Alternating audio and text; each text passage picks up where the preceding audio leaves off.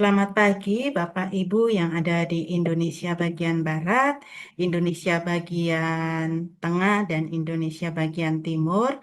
Terima kasih atas kehadirannya pada seminar pada pagi hari ini. Kita masih dengan topik yang bisa dibilang cukup hangat di kalangan masyarakat kita, yaitu tentang bullying, di mana berbagai macam kasus bullying terjadi dan yang terekspos sebagian besar di lingkungan sekolah. Hadir bersama kita pada pagi hari ini Ibu Relin Ayudia. Beliau adalah konselor anggota Akpin, juga seorang psikoedukator dan aktif dalam berbagai seminar dan menjadi narasumber dalam berbagai seminar maupun pelatihan. Kita patut bersyukur dapat difasilitasi oleh Ibu Relin Aludia pada pagi hari ini.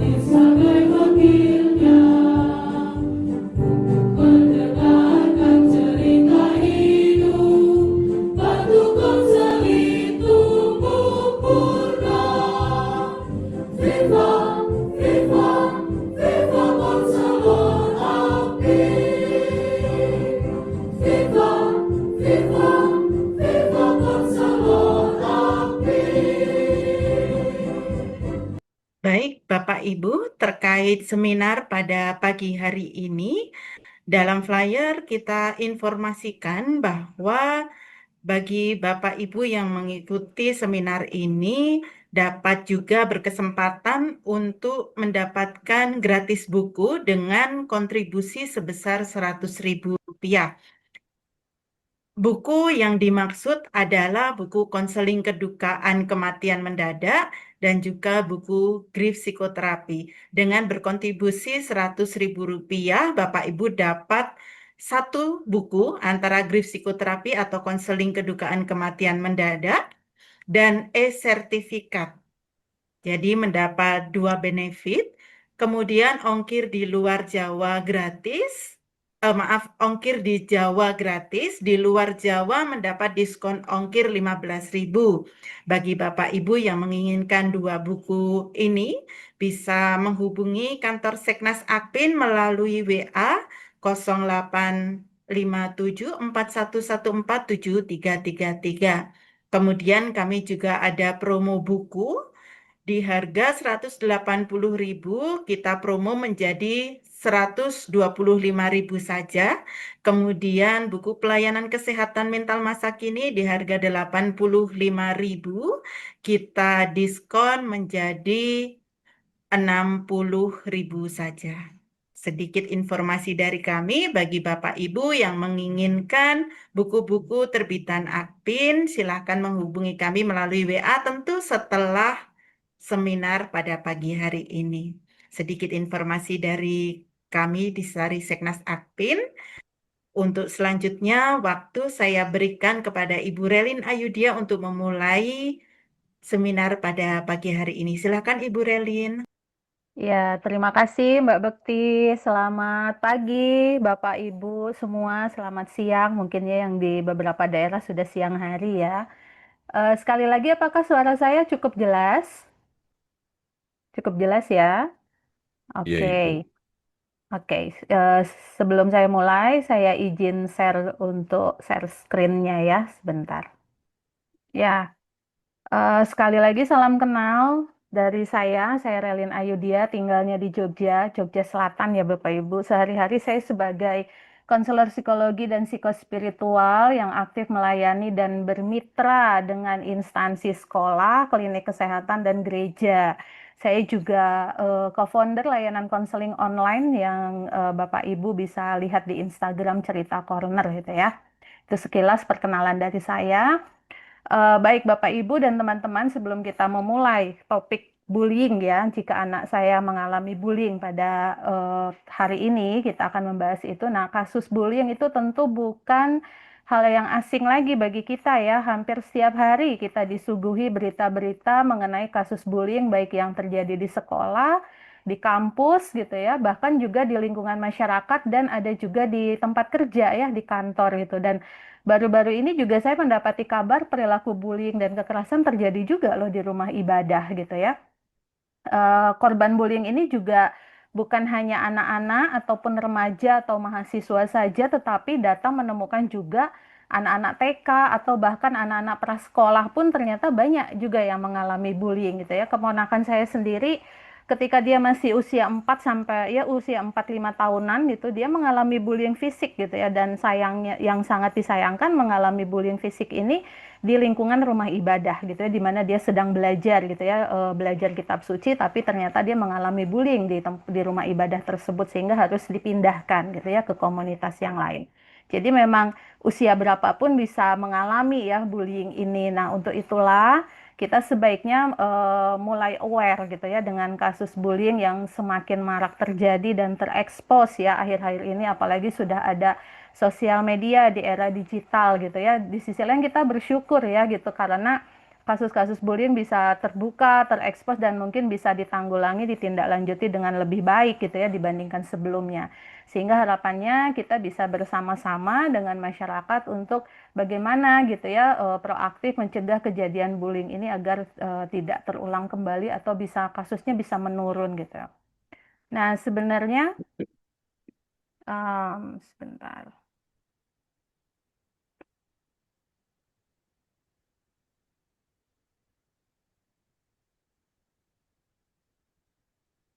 Ya, namun sebelum kita membahas lebih jauh, sebenarnya apa sih definisi bullying itu gitu ya, sehingga kita juga tidak asal nyebut gitu ya, kalau misalnya kita nggak suka sama orang, kita bisa asal sebut bullying gitu ya, padahal belum tentu kategorinya bullying. Ya, dalam bahasa Indonesia, kata bullying ini lebih dikenal dengan kata perundungan atau penindasan atau juga pengerisakan gitu ya.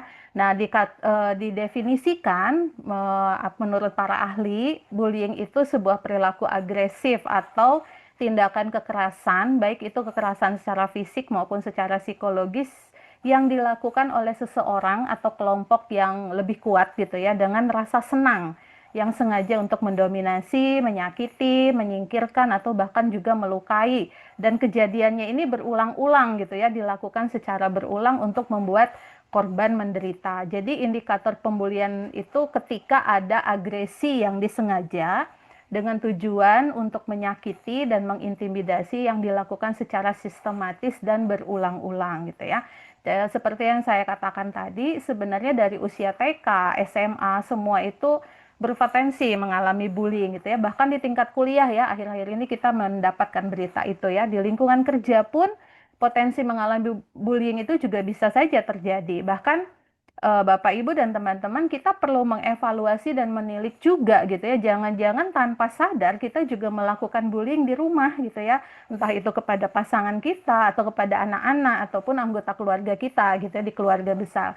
Misalnya ketika kita tanpa sengaja bercanda gitu ya, body shaming pada saudara kita yang tampak lebih gemuk gitu ya, atau lebih kurus gitu, atau memanggil anak, keponakan, sepupu, cucu gitu ya dengan label yang negatif, misalnya dengan panggilan sini cah ireng misalnya gitu ya karena kulitnya lebih gelap, atau si ceking, si gembul gitu ya, ataupun label negatif lainnya. Jadi terkadang jangan sampai gitu ya tanpa sadar kita juga melakukan bullying loh di rumah gitu ya, sejak di dalam rumah gitu.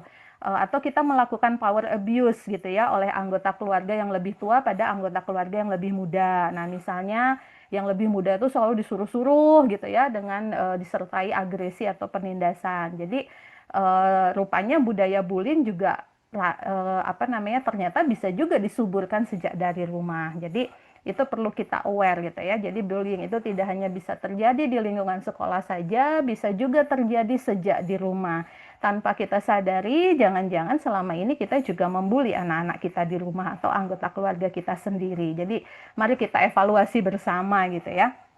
Jadi sekali lagi bullying itu kekerasan gitu ya, tidak hanya secara fisik, tetapi juga kekerasan pada aspek lainnya gitu ya. Misalnya menyerang aspek kepribadian ataupun emosional ya. Tadi contohnya misalnya body shaming atau menyerang aspek secara ekonomis, misalnya kayak dipalak gitu ya, diancam. Nah, tetapi jangan juga kita sedikit-sedikit teriak bullying gitu ya, Bapak Ibu dan teman-teman, ada kategorinya gitu. Sesuatu itu dianggap bullying kalau misalnya kalau kita mengganggu teman lebih dulu gitu ya, lalu kemudian mendapat perlakuan tidak nyaman, yaitu namanya konsekuensi gitu ya dari perilaku kita sendiri. Jadi setiap kali kita melihat kasus bullying juga kita perlu melihat lebih dalam juga gitu, karena belum tentu juga betul-betul pembulian gitu, karena jangan-jangan ya dua-duanya korban, dua-duanya juga pelaku gitu ya.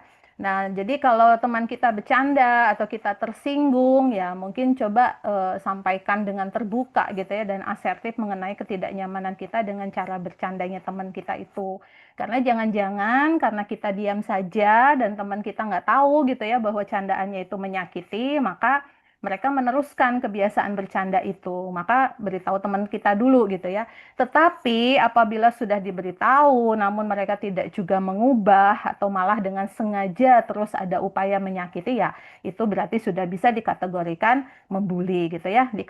Dikatakan bullying juga apabila ada tiga pihak nih Bapak Ibu teman-teman, yaitu pelaku, kedua korban, dan ketiga penonton gitu. Nah penonton ini sebenarnya justru memperkuat si pelaku gitu ya untuk terus melakukan bullying. Nah untuk kasus yang tidak terblow up biasanya memang korban merasa bahwa itu bukan bullying gitu ya, karena mungkin si korban ini nggak paham gitu ya tentang definisi bullying. Nah, atau mungkin korban juga merasa efeknya nggak terlalu parah, misal jadi merasa nggak perlu dilaporkan atau diperpanjang, atau mungkin korban ada ancaman gitu ya, tidak boleh lapor gitu loh oleh si pelaku, jadi dia takut gitu ya untuk melaporkan sekalipun terhadap orang-orang terdekatnya. Jadi itu sedikit apa namanya definisi dari bullying gitu ya. Nah, bullying ini juga banyak tipenya atau jenis-jenisnya ya Bapak Ibu. Yang pertama ada bullying jenis fisik gitu ya. Jadi ini ada sentuhan atau kekerasan fisik ya, seperti memukul, menampar, meninju gitu ya, menginjak atau melempar dengan barang, meludahi gitu ya. Keponakan saya itu pernah gitu ya diludahi di sekolahnya oleh temennya gitu.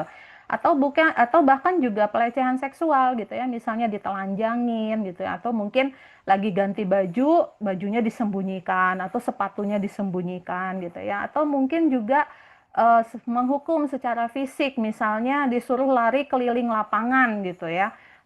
Ketika dia apa dikerjain gitu sama pelaku, atau bahkan ada juga di kasus tertentu yang korban ini disuruh makan sesuatu yang tidak layak untuk dimakan gitu ya. Itu juga ada kasus seperti itu. Atau juga mungkin si pelaku merusak barang gitu ya yang dimiliki oleh si korban gitu. Nah, itu juga termasuk bentuk kekerasan fisik. Nah, yang berikutnya ada kekerasan verbal ya. Kekerasan verbal itu biasanya ya caci maki gitu ya, hinaan, kayak tadi ya, melabel, menjuluki gitu, atau meneriaki gitu, mempermalukan di depan umum, nyorakin gitu, atau menggosipkan di belakang gitu, lalu menyebarkan rumor misalnya gitu, atau juga mengintimidasi, memfitnah gitu ya. Bisa juga memberi name calling gitu, misalnya si Gembrot mau lewat tuh gitu ya, atau profesor mau lewat nih gitu ya, atau sebutan-sebutan lain yang cenderung melecehkan. Ini termasuk kategori bullying verbal gitu. Kemudian ada juga bullying psikis gitu ya. Nah, jenis kekerasan ini kadang nggak terdeteksi Bapak Ibu gitu ya, yang bullying psikis ini. Beda dengan bullying fisik tadi ya gitu, dengan verbal itu kan bisa terdengar dan bisa terlihat gitu, kekerasannya bisa dirasakan. Tapi kalau psikis ini kadang tidak terlihat, tidak terdeteksi dan tidak disadari juga gitu. Misalnya si pelaku memandang sinis gitu ya kepada korban, atau memandang dengan mata yang penuh ancaman gitu ya, atau mendiamkan, mengucilkan, mencibir gitu ya, atau juga dia memandang dengan cara merendahkan. Bisa juga dengan meneror, misalnya lewat chat gitu ya, atau mengirim surat kaleng gitu ya, yang tanpa ada nama pengirimnya tapi isinya ancaman misalnya. Itu bisa termasuk kategori bullying fisik. Ada lagi yang sekarang karena di era digital, yaitu cyberbullying. Ini juga perlu diperhatikan gitu ya, karena ini kekerasan melalui media sosial ataupun media internet gitu ya. Misalnya pencemaran nama baik di sosmed gitu ya, komen negatif dan kasar di sosmed gitu, atau mengirimkan video intimidasi gitu untuk meneror. Bisa juga menggunakan foto korban gitu ya untuk dijadikan meme gitu yang cenderung meremehkan. Jadi Bapak Ibu teman-teman kita juga harus hati-hati ya ketika menggunakan meme gitu. Kadang pikirnya kan meme ini untuk lucu-lucuan gitu ya, tapi sebenarnya meme itu juga bisa menyuburkan budaya bullying karena dengan meme itu kan kita memakai foto orang lain lalu kita ubah, kita edit sedemikian rupa yang tujuannya untuk merendahkan ataupun mempermalukan. Jadi kita yang sudah belajar di seminar ini perlu lebih selektif gitu dan lebih hati-hati ketika kita men-share ataupun menggunakan meme di sosial media ya karena itu juga bisa dikategorikan cyberbullying nantinya gitu ya. Kemudian ada juga yang berikutnya yaitu prejudicial bullying. Ini mungkin jarang terekspos ya, tetapi sebenarnya realitanya ada kejadian seperti ini. Ini kekerasan yang dilakukan terhadap ras atau golongan tertentu. Misalnya dengan cara menirukan gaya bicara ras tertentu gitu ya, atau dengan cara menghina kebiasaan budaya ras tertentu. Misalnya kayak ngatain gitu ya ke teman kita yang Chinese, oh dasar Cino. Nah, itu juga sebenarnya bisa dikatakan bullying. Saya dulu zaman SMA gitu ya, ada teman dia orang Jawa gitu. Dan kalau ngomong ngomong Jawa itu kan medok gitu ya. Nah, itu juga ada yang ngejek gitu ya, ngebulinya tuh dasar Jawa koek, apa-apa dasar Jawa pelit gitu. Nah, itu juga bisa dikategorikan prejudicial bullying atau mungkin juga em, karena perbedaan agama misalnya. Ini kasus nyata ya Bapak Ibu yang saya tangani di sekolah. Ada salah satu siswa itu dia pulang-pulang ke rumah gini orang tuanya yang konsul gitu ya. Pulang-pulang ke rumah tuh udah berdarah-darah gitu. Mulutnya ini udah berdarah gitu. Lalu ditanya kamu kenapa gitu. Ternyata dia habis ditendangin gitu ya, ditendangin sama anak-anak di lingkungan rumahnya, di lingkungan komplek perumahannya dan dikata-katain gitu ya dengan julukan-julukan agama minoritas gitu ya karena berbeda keyakinan dan memang untuk keluarga ini di lingkungan situ termasuk sangat minoritas gitu jadi dia dibully karena berbeda. Banyak juga kasus-kasus di sekolah yang saya tangani. Kami banyak menerima anak-anak pindahan dari sekolah-sekolah negeri gitu ya. Alasannya mereka kenapa pindah gitu ke sekolah swasta ini alasannya karena dibully. Dibulinya karena apa? Ada yang karena perbedaan agama gitu, ada yang karena perbedaan ras gitu ya. Jadi mereka akhirnya sampai keluar gitu ya dari sekolah lalu pindah ke sekolah lain kan untuk menghindari bullying itu. Ada juga kalau yang kasus yang tadi ditendangin sama anak-anak tetangganya pada akhirnya pindah rumah gitu ya untuk mencarikan lingkungan rumah yang lebih aman untuk anak ini karena anak ini masih usia kelas 3 SD waktu itu ya. Jadi memang sebaiknya kita carikan tempat yang aman. Nah, berikutnya juga ada financial bullying ya. Ini bentuk kekerasan dengan memaksa atau meminta uang, merampas gitu ya, malak gitu. Misalnya kayak nyuruh beliin makanan ke kantin gitu, tapi pakai uangnya si korban dan nggak diganti. Atau setiap hari misalnya si korbannya makan gitu, dia selalu minta gitu ya, alasannya nyicip kalau nggak dikasih terus marah-marah. Terus ngancem kayak kamu kalau nggak ngasih aku nggak jadi teman aku lagi, misalnya kayak gitu. Nah ini juga pernah juga terjadi gitu ya di sekolah menengah gitu ya, ini di sekolah menengah di mana korban memang diharuskan membelikan makanan ke kantin setiap jam istirahat gitu ya untuk pelaku dan memakai uang korban sendiri gitu. Dan kalau itu kelewat, dia langsung dianiaya lah istilahnya, langsung dikasih hukuman sama si pelaku. Ini juga banyak terjadi gitu ya. Nah, di sini juga yang perlu kita kaji juga gitu ya, perlu kita pahami tentang bentuk-bentuk cyberbullying ya, karena jadi cyberbullying itu juga ternyata ada jenis-jenisnya, bukan hanya sekedar di sosmed gitu ya, tetapi juga kita bisa lihat gitu. Ada yang namanya flaming gitu ya. Ini biasanya perlakuan secara frontal gitu dengan menggunakan kata-kata kasar gitu ya, dengan mengirimkan pesan gitu melalui sosmed atau chat group atau private chat, dan tujuannya betul-betul untuk menghina seseorang secara terbuka gitu. Jadi ini cyberbullying jenis flaming. Kemudian ada juga cyberbullying jenisnya harassment, pelecehan gitu ya. Misalnya memberikan gangguan-gangguan di media sosial secara terus-menerus gitu ya. Ada satu kasus nyata Bapak Ibu, ini orang tua juga yang konsul ke saya gitu di sekolah. Jadi anak SD kelas 6 gitu ya, dia laki-laki dan dia itu ikut aktif klub basket gitu ya. Jadi dia sering tanding turnamen di mana-mana. Nah, orang tuanya mendatangi saya waktu itu konsultasi karena Instagram si anak laki-laki ini, anak kelas 6 SD ini dikirimin foto celana dalam oleh anak perempuan gitu ya, dan anak perempuannya ini sudah SMP gitu. Karena si ternyata setelah digali anak SMP ini suka gitu ya sama anak kelas 6 SD ini karena mungkin atlet basket ya, jadi lebih mempesona atau gimana gitu ya. Tetapi kan ini anak masih SD kelas 6 belum paham, jadi dia menolak gitu ya. Bahkan Instagramnya pun masih dipegang sama orang tuanya, belum dia pegang sendiri gitu. Nah, karena nggak ditanggepin atau gimana, nah anak SMP ini istilahnya melakukan pelecehan gitu ya dengan mengirimkan celana dalam, foto ya, foto celana dalam ke si anak SD ini gitu. Jadi orang tuanya terus konsultasi sama saya gitu. Ini bagaimana gitu ya. Jadi ternyata pelecehan ini juga bisa terjadi ya gitu ya, bukan hanya dilakukan oleh laki-laki, tetapi juga perempuan juga ternyata bisa melakukan ke bullying sejenis gitu ya, pelecehan ini terhadap korbannya yang laki-laki. Bahkan juga ada di kasus yang belum lama ini saya jumpai gitu ya di salah satu sekolah di Jogja juga, di sebuah sekolah menengah ya, di sekolah menengah saya dipanggil diminta untuk mereka mau konsultasi gitu ya tentang kasus bullying ini. Ternyata pelakunya itu adalah sekumpulan anak perempuan dan korbannya itu dan korbannya adalah anak laki-laki gitu ya. Nah, ini jadi saya melihatnya, wah sekarang ternyata kekerasan tidak hanya bisa dilakukan kaum laki-laki saja gitu ya, tetapi perempuan-perempuan ini juga bisa gitu ya melakukan kekerasan terhadap laki-laki gitu. Nah, yang berikutnya adalah pencemaran nama baik ya, denigration gitu. Ini misalnya mengumbar keburukan, menfitnah gitu ya, dengan tujuan merusak citra atau reputasi orang lain secara digital gitu yang dilakukan padahal nggak sesuai dengan kebenaran yang ada.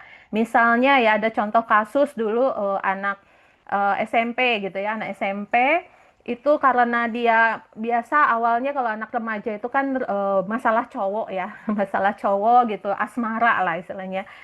Jadi yang satu suka sama cowok yang sama, tapi yang satu ini disukai sama cowoknya gitu ya, jadi cemburu gitu. Lalu dia fitnah, buat skenario yang menyatakan bahwa si korban ini difitnah suka open BO gitu ya oleh si pelaku bullying, sehingga citranya menjadi negatif gitu ya, difitnah secara itu pencemaran nama baik. Kemudian juga ada peniruan identitas atau impersonation. Ini perilaku berpura-pura menjadi orang lain. Jadi tidak menggunakan atas nama dirinya sendiri lalu mengirim pesan, memposting gitu ya sesuatu yang tidak baik dan membuat orang itu si korban mengalami masalah atau merusak reputasi gitu. Nah, ini bisa kayak kita misalnya bikin akun Instagram atau TikTok yang anonim gitu ya, lalu membuat skenario untuk merusak citra baiknya orang lain ya. Ada juga yang mempermalukan gitu ya, outing. Ini biasanya menyebarkan berbagai rahasia atau informasi atau gambar yang dapat mempermalukan seseorang di dunia maya gitu ya. Misalnya si korban lagi tidur di foto misalnya gitu ya. Lalu foto dia yang sedang tidur itu disebarkan gitu ya sama si pelaku. Jadi ini bagi kita semua ya, entah entah itu yang memiliki anak perempuan atau laki-laki, kita perlu edukasi anak-anak kita untuk hati-hati gitu ya ketika membagikan foto-foto yang terutama foto-foto yang private ya. Kalaupun diminta sama orang lain, apalagi kalau sudah hubungan asmara ya Bapak Ibu, diminta foto seksi dan segala macam itu jangan sampai diberikan gitu, karena itu bisa membuat anak-anak kita nantinya mengalami cyberbullying seperti ini gitu ya. Jadi catatan untuk kita sebagai orang tua juga, kalau kita mau upload foto anak gitu ya, keponakan atau sepupu atau cucu kita ke sosmednya kita, itu tanya dulu Bapak Ibu mereka keberatan atau tidak. Saya sendiri punya keponakan gitu ya, usianya dia masih kelas 2 SD, usia 7-8 tahun gitu.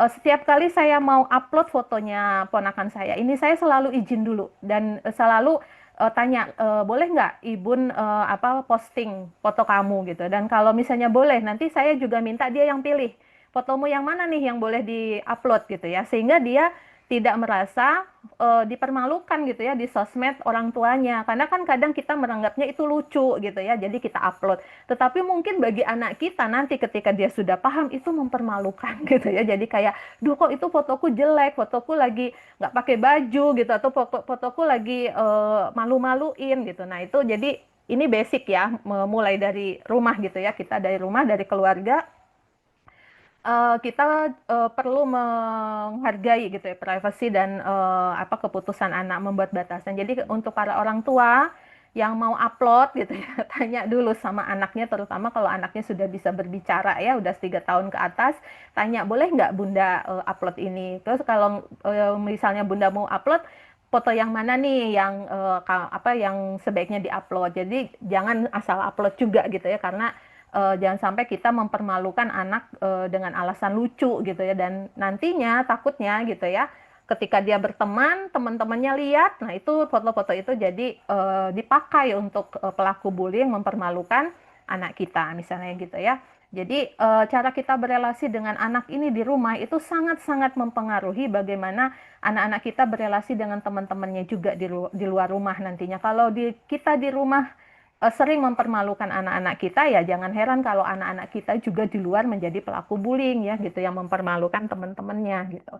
Nah, berikutnya juga ada jenis tipuan atau trickery ya. Ini misalnya ngebujuk seseorang gitu ya untuk melakukan tipuan, misalnya untuk dapetin rahasia gitu ya, dapetin informasi yang memalukan. Nah, kemudian disebarin gitu ya di dunia maya. Misalnya eh, si pelaku nanya ke korban gitu ya tentang masalah pribadi teman yang lain gitu. Nah setelah dapat, nah rahasia itu di blow up gitu ya, disebarkan ke berita atau mungkin disebarkan di grup chat gitu ya. Jadi ini tipuan gitu. Untuk tujuannya ya untuk menyakiti juga. Kemudian ada pengecualian exclusion.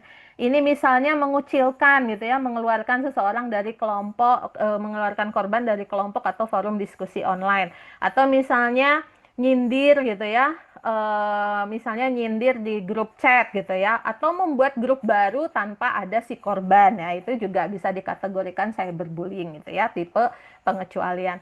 Nah yang paling ekstrim adalah penguntitan gitu ya di media sosial, jadi memata-matai gitu ya di dunia apa maya, yang berujung memata-matai juga di dunia nyata gitu ya. Jadi karena tahu oh dia sekolahnya di sini, didatengin tuh sekolahnya gitu ya. Nah ini biasanya juga disertai dengan aksi teror ya, dengan berkali-kali mengirim pesan ataupun ancaman ya, atau pengintimidasian. Itu jenis-jenis cyberbullying yang perlu kita pahami juga. Kemudian apa sih sebenarnya penyebab bullying itu ya Bapak Ibu? Penyebab bullying itu tidak bisa disebutkan hanya satu dua penyebab saja. Biasanya kombinasi dari berbagai sebab, berbagai faktor gitu ya. Pandangan neuroscience atau teori otak gitu ya, ilmu otak itu menurut penelitiannya, pelaku bullying ini juga berkaitan dengan masalah kognitif anak yang berkaitan dengan executive function di otak gitu ya, sehingga kalau ada masalah di bagian executive function di otaknya, ini membuat anak itu cenderung nekat, nggak bisa mengambil keputusan yang bijak, pengendalian diri dan regulasi emosinya juga menjadi rendah gitu ya. Ini pandangan neuroscience. Lalu juga ada pandangan hasil belajar sosial ya. Jadi dikatakan perilaku bullying itu bisa jadi dipelajari dari lingkungan sosialnya, seperti misalnya dalam interaksi di keluarga, interaksi dengan teman sebaya, atau juga dia meniru gitu ya dari media massa ataupun dari sosial media. Jadi ada contoh gitu ya, ada apa konsep gitu ya sehingga dia meniru. Kemudian juga penyebab berikutnya bisa jadi juga pelaku bullying ini juga korban bullying sebelumnya. Jadi dia pernah menjadi korban bullying sebelumnya, misalnya di rumah dia selalu mendapatkan kekerasan dari ayahnya atau dari ibunya atau dari lingkungannya gitu ya. Sehingga dia tidak pernah diajarkan cara menyelesaikan masalah dengan cara yang sehat gitu ya, ataupun dengan cara yang baik. Bahkan mungkin yang dia pelajari adalah kekerasan itu merupakan cara penyelesaian masalah gitu. Misalnya kayak tadi ada satu kasus di sekolah gitu ya, dia dulunya di sekolah negeri lalu dibully gitu ya, dibully lalu dia pindah ke sekolah swasta di Jogja yang saya layani ini. Lalu ternyata di sekolah ini juga dia mengembangkan gitu ya interaksi-interaksi kekerasan yang kalau dibiarkan ini bisa berkembang jadi bullying gitu. Nah, akhirnya karena sudah apa namanya terdeteksi lebih awal, saya panggil ke ruang konseling, lalu kami berdinamika di situ, ketahuan gitu bahwa oh ternyata dia sebelumnya di sekolah itu mendapatkan berbagai kekerasan sehingga dia pikir gitu ya, caranya berteman tuh ya begitu gitu. Nah, akhirnya kita apa ya, kita pulihkan gitu, kita bantu anak ini untuk bisa pulih dari trauma bullyingnya, kemudian juga dibantu untuk dia mengembangkan strategi coping masalah pertemanan dengan lebih baik gitu. Nah, bisa juga karena balas dendam tadi gitu ya, mungkin karena sebelumnya pernah jadi korban bullying, terus dia mengembangkan prinsip ya lebih baik nyerang dulu sebelum diserang gitu ya. Jadi kayak mekanisme pertahanan diri yang tidak sehat gitu ya. Kayak tadi yang kasus apa namanya dia pernah dibully di lingkungan rumahnya gitu ya, di lingkungan anak-anak tetangga, ternyata juga di sekolah dia melakukan pembulian itu gitu ya kepada teman-teman di sekolahnya. Nah ini jadi dulunya korban akhirnya menjadi pelaku ini untuk balas dendam tapi dengan cara yang tidak tepat ya, karena memang mungkin dia tidak bisa membalas kepada pelaku di masa lalu lalu dia melimpahkan kepada orang-orang yang lebih lemah gitu ya di sekolah yang baru. Nah, penyebab berikutnya juga pelaku bisa dikatakan haus validasi ya, sehingga sangat peduli dengan popularitas, superior, punya rasa percaya diri yang tinggi, atau mungkin malah nggak percaya diri gitu ya, sehingga melakukan bullying itu karena ingin diterima gitu secara sosial. Jadi pengen menunjukkan gitu ya bahwa dia lebih powerful gitu untuk mendapatkan teman. Kemudian penyebab berikutnya adalah disfungsi keluarga. Kebanyakan Bapak Ibu pelaku-pelaku bullying itu berasal dari keluarga yang disfungsi ya gitu. Jadi orang tua misalnya disfungsi ini orang tuanya sering bertengkar gitu ya di depan anak, bahkan hingga menggunakan kekerasan atau mengalami pola parenting yang toksik gitu ya, sehingga anak melampiaskan kemarahannya di luar rumah gitu ya. Kebanyakan pelaku bullying ini seringkali berasal dari keluarga yang bermasalah. Bermasalah di sini artinya disfungsi ya. Bisa saja keluarganya terdidik. Ini saya kemarin belum lama gitu ya, apa namanya nangani kasus pelaku bullying gitu, dan pelaku ini, waduh, ternyata kalau melihat dari latar belakang orang tuanya sangat terdidik gitu ya, sangat di lingkungan sosial juga status sosialnya sangat tinggi gitu, tapi rupanya anaknya tetap mengembangkan perilaku bullying karena anak ini kesepian, anak ini tidak pernah diberikan perhatian, tidak ada quality time, tidak ada dukungan emosional gitu ya, sehingga dan dia mengkonsumsi sosmed gitu ya, game-game kekerasan, akhirnya dia mengembangkan satu perilaku bullying di sekolah gitu ya. Jadi, atau mungkin orang tuanya terlalu sering menghukum secara berlebihan gitu ya. Nah, jadi situasi rumah yang penuh agresi, permusuhan, tekanan itu juga bisa menyebabkan anak menjadi pelaku bullying gitu ya. Atau mungkin keluarganya permisif gitu ya terhadap kekerasan gitu. Nah, ini juga bisa dikategorikan demikian. Jadi kita perlu ngecek juga di rumah seperti apa ya kita sebagai orang tua, sebagai pengasuh dari anak-anak kita tuh di rumah, budaya apa yang sering kita berikan kepada anak-anak kita. Lalu kemudian penyebab berikutnya adanya penonton ya. Penonton ini bisa dari teman sebaya yang nyorakin gitu loh, biasanya nyorak-nyorakin, ye gitu ya, ayo, ayo, ayo, ya, misalnya gitu. Jadi si pelaku ini merasa dapat validasi gitu untuk perbuatan bullyingnya gitu. Jadi teman sebaya yang menjadi penonton ini secara tidak langsung membantu pelaku untuk memperoleh dukungan, kuasa, popularitas, dan status. Maka ketika ada kasus bullying, Bapak Ibu, diceknya bukan hanya korban dan pelaku, tapi penontonnya ini juga perlu dicek gitu ya. Karena penonton ini yang seringkali juga menyuburkan gitu ya perilaku-perilaku bullying ini. Lalu penyebab berikutnya adalah manajemen dan pengawasan disiplin yang lemah di lingkungan sekolah ataupun instansi tertentu ya gitu. Mungkin di rumah juga pendisiplinannya kurang atau pengawasannya kurang juga gitu ya. Nah, kalau di sekolah yang saya layani gitu ya, kami membuat yang namanya tim Satgas ya, Satgas Anti Kekerasan dan Bullying gitu. Nah, sebenarnya sudah semestinya di setiap sekolah ataupun instansi baik itu rumah ibadah sekalipun ya, menurut saya gereja kayak gitu juga penting sih ada gitu ya tim Satgas Anti Kekerasan dan Bullying. Jadi tim Satgas ini secara reguler patroli gitu ya di lingkungan sekolah misalnya itu bukan hanya di jam-jam pelajaran saja tetapi juga di jam-jam kosong atau jam istirahat. Nah, ini mereka patroli untuk mengawasi cara bermain anak-anak seperti apa. Saya sebagai konselor juga bukan hanya menerima anak-anak itu di ruang konseling, kadang saya visit ke kelas gitu ya, saya mengamati bagaimana proses pembelajaran, bagaimana mereka ketika istirahat, itu saya mengamati juga gitu ya untuk interaksi satu sama lain seperti apa gitu. Bahkan mungkin perlu ada CCTV misalnya gitu ya di tempat-tempat tertentu untuk meningkatkan pengawasan gitu. Kemudian juga penyebab berikutnya adalah sosmed ya, tentu saja banyak tayangan media sosial yang penuh dengan kekerasan, bahkan game-game yang lucu itu juga kita perlu seleksi ya, Bapak Ibu teman-teman. Kita perlu kasih gitu mana game yang pantas untuk anak kita dan mana yang tidak, karena seringkali juga game tertentu ternyata berbau kekerasan. Saya pernah mendapati gitu keponakan saya ketika dia masih SD waktu itu ya dia main game gitu lalu saya lihat kamu main game apa gitu ya terus ternyata itu kayak apa namanya motong-motongin anggota badan gitu jadi pakai pedang ini pakai pisau ini terus nanti keluar darah kayak gitu saya langsung lapor ke adik saya gitu itu gamenya diawasin tuh anakmu gitu ya karena itu gamenya penuh dengan kekerasan gitu jadi perlu diseleksi gitu ya perlu diawasi anak-anak kita tuh main gamenya seperti apa. Kemudian juga adanya kebutuhan rasa aman dan keselamatan sebenarnya si pelaku bullying ini kan didorong oleh kebutuhan rasa aman dan keselamatan. Ya caranya dengan melakukan bullying gitu ya. Tentu itu kan cara yang keliru.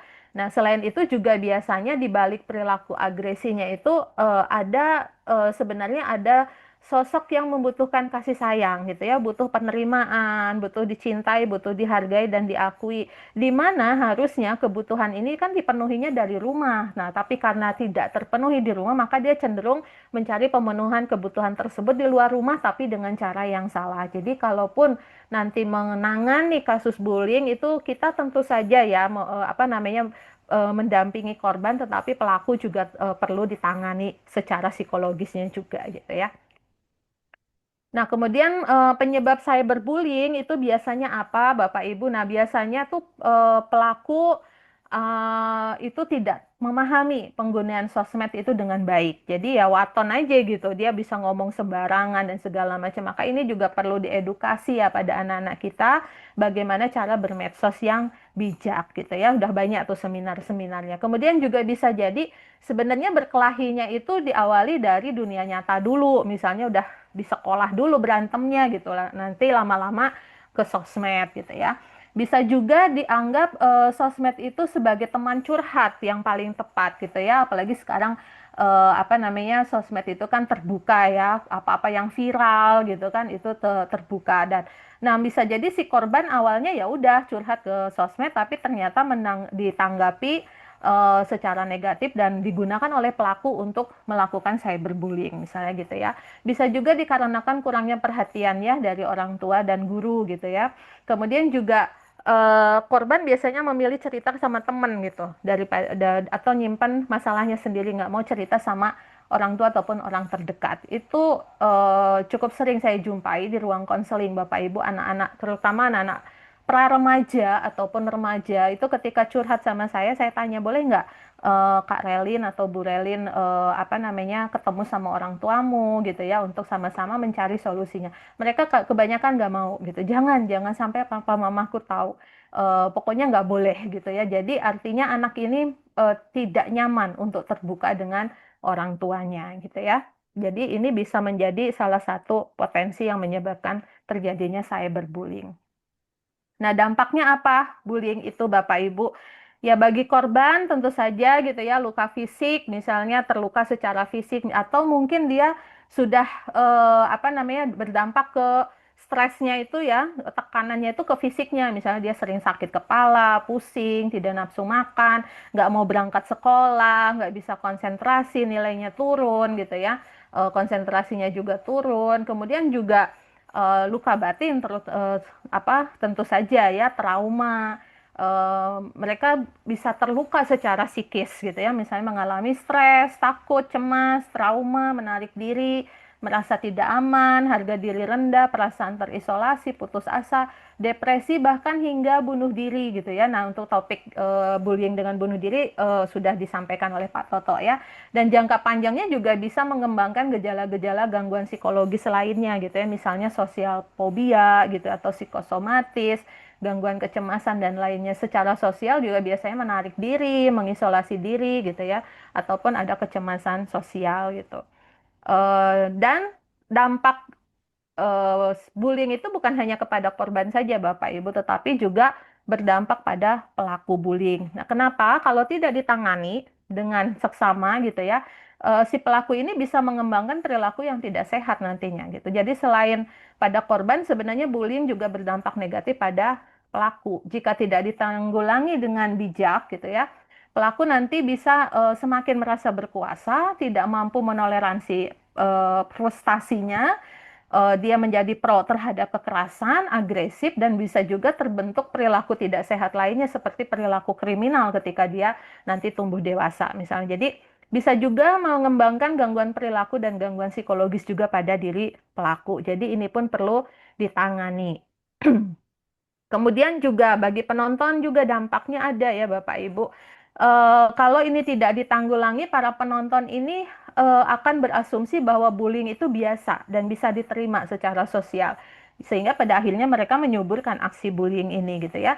Beberapa mungkin takut gitu ya, karena takut akhirnya dia gabung dengan pelaku ikutan ngebully gitu. Atau beberapa yang lainnya ya diam aja, menghindar gitu ya. Sehingga ketika dia melihat ada aksi pembulian, dia nggak merasa nggak berani gitu ya untuk menghentikan pembulian yang terjadi di lingkungannya gitu. Jadi kita ketika ngajarin anak gitu ya, jangan hanya bagaimana anak tidak menjadi korban, tidak menjadi pelaku, termasuk juga tidak menjadi penonton gitu ya.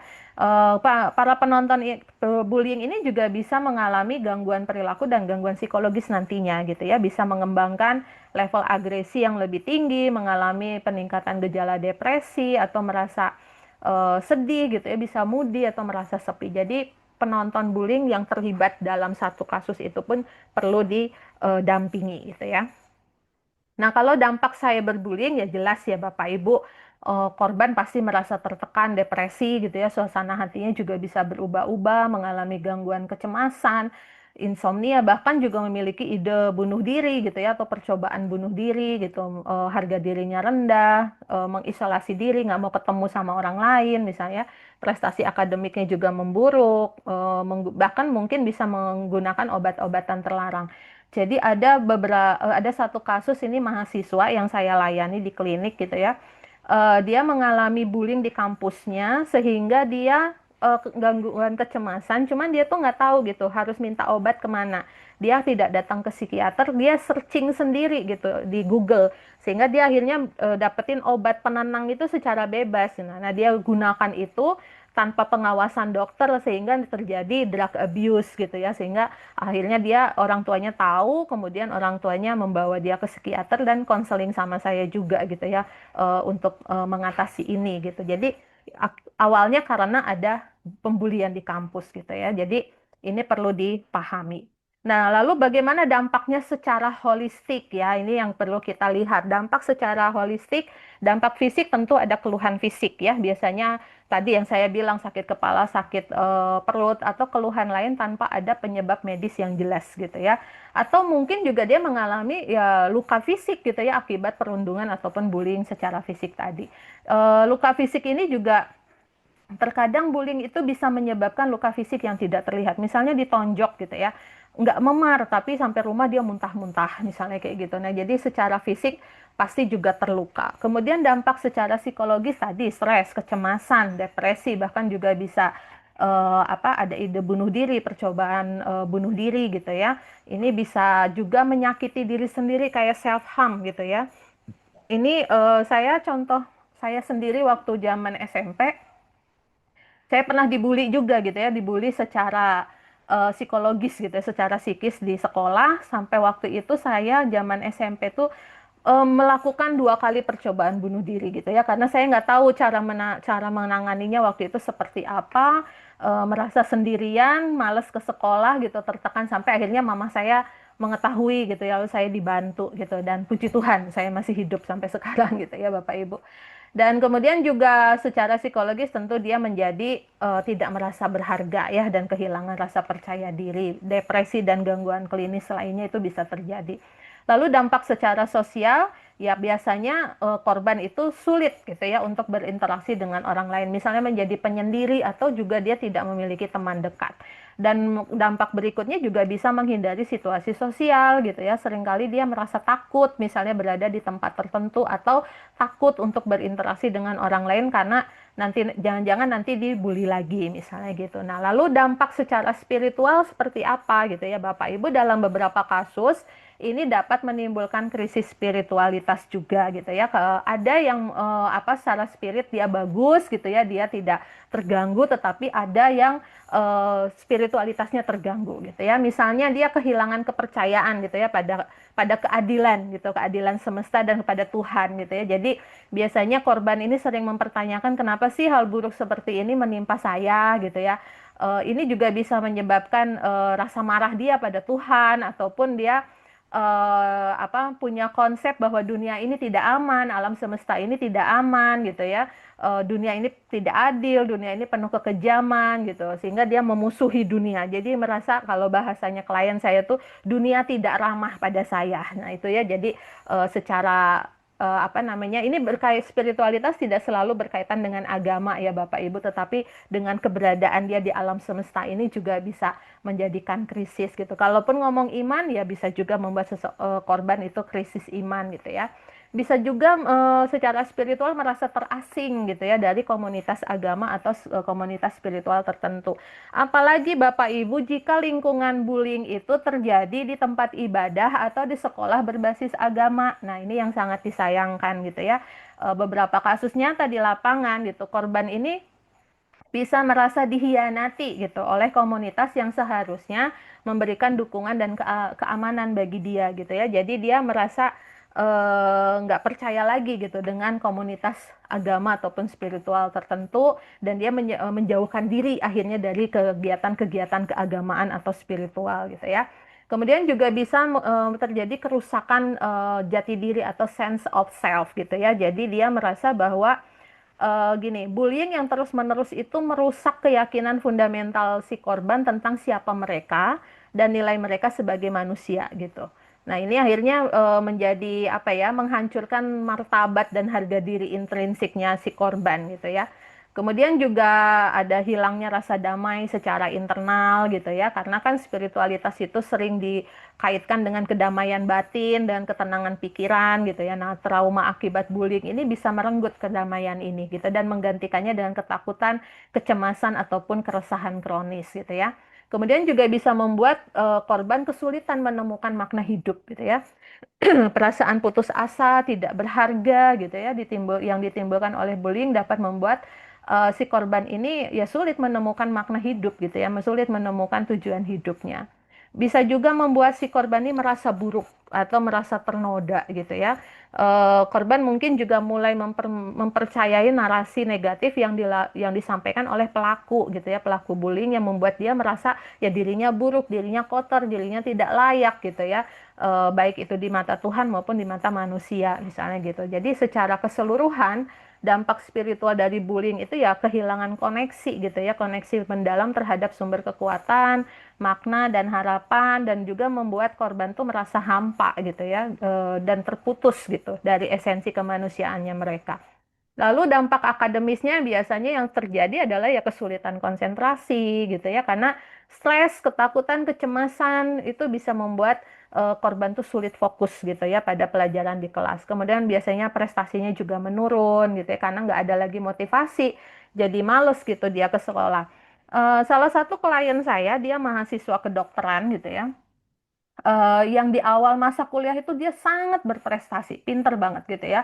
Dia dapat nilai tertinggi sampai berapa semester itu dia selalu menjadi mahasiswa teladan lah, nilainya selalu tertinggi.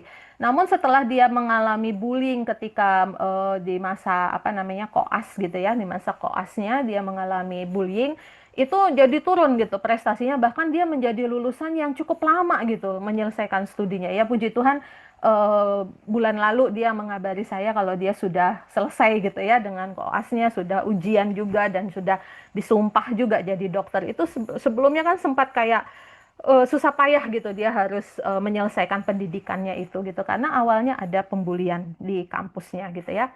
Kemudian juga dampak akademis berikutnya ya menghindari sekolah gitu ya, tidak mau ke sekolah, membolos, mengeluh sakit biar nggak ke sekolah gitu ya.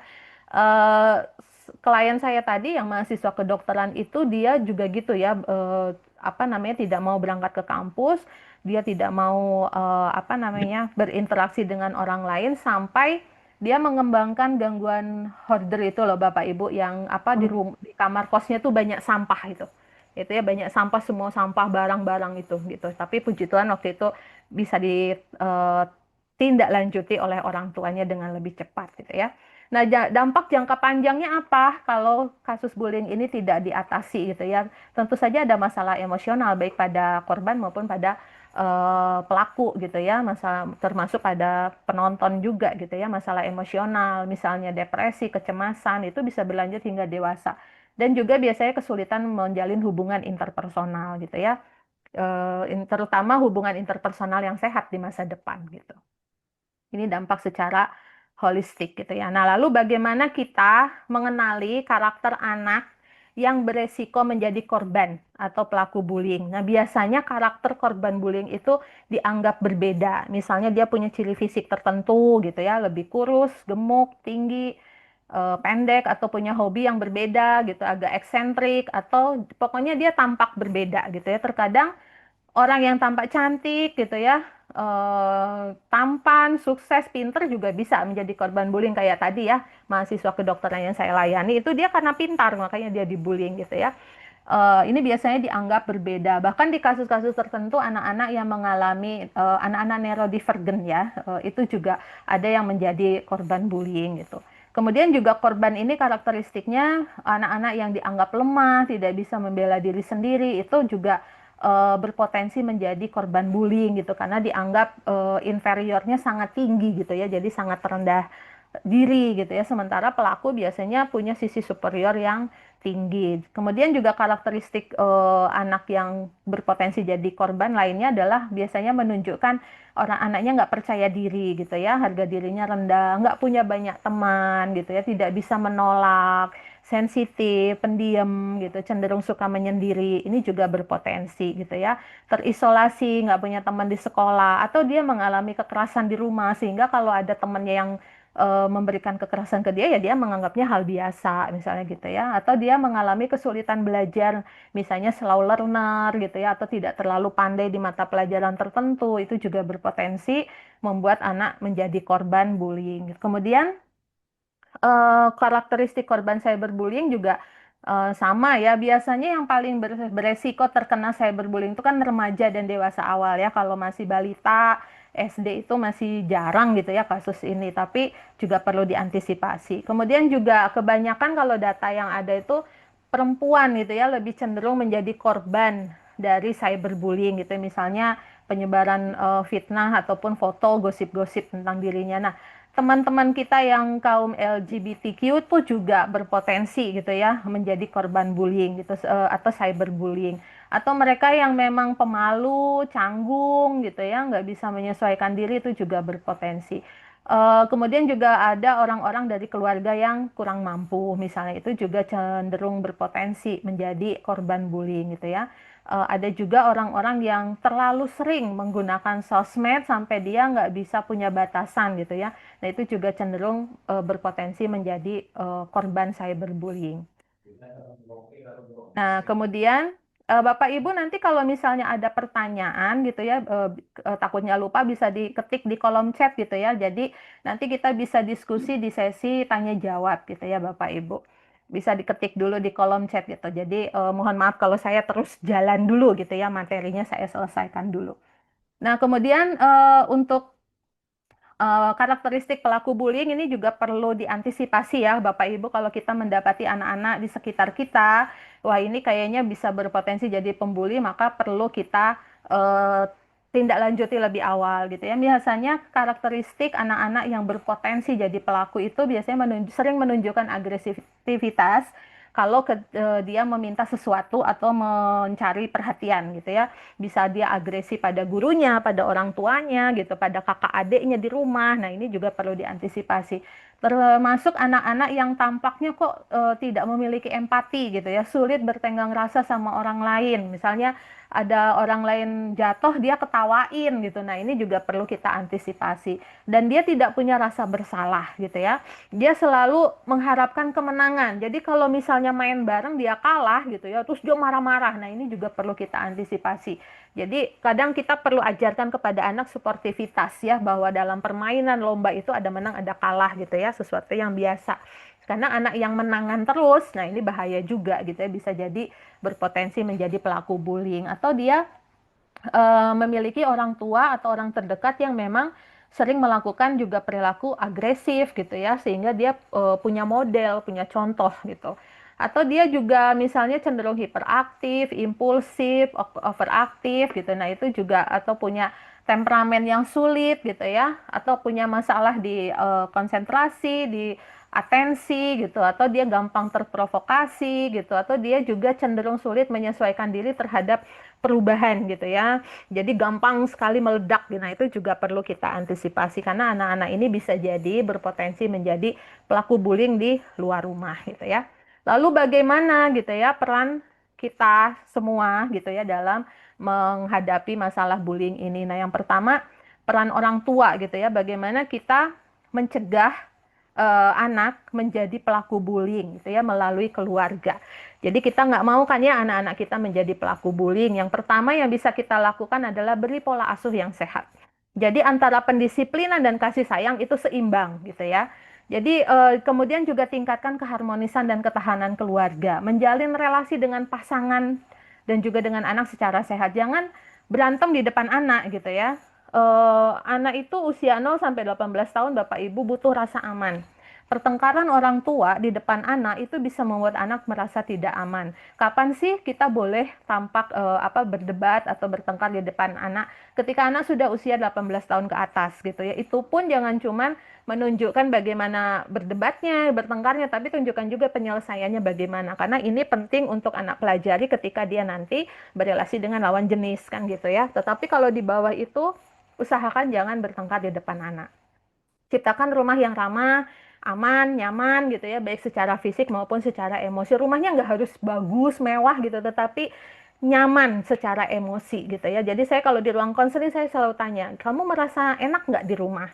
Kamu merasa nyaman nggak di rumah gitu? Kamu merasa takut nggak di rumah? Nah ini untuk mendeteksi gitu ya bagaimana relasi dia dengan orang tuanya. Jadi tidak melakukan kekerasan juga terhadap anak gitu ya. Kemudian sebagai orang tua ya kita perlu teladankan, contohkan cara menyelesaikan masalah yang baik dan sehat gitu ya.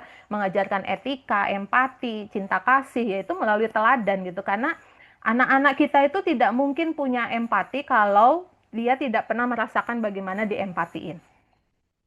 Jadi kita perlu menjadi orang tua yang empatik gitu ya. Sehingga anak itu punya konsep, punya pengalaman bagaimana diempatiin. Jadi ketika dia berteman, empatinya akan keluar gitu. Jadi kita nggak bisa ngajarin, saya di sekolah nggak bisa ngajarin anak-anak ini bagaimana empati kalau di rumahnya dia tidak pernah diempatiin.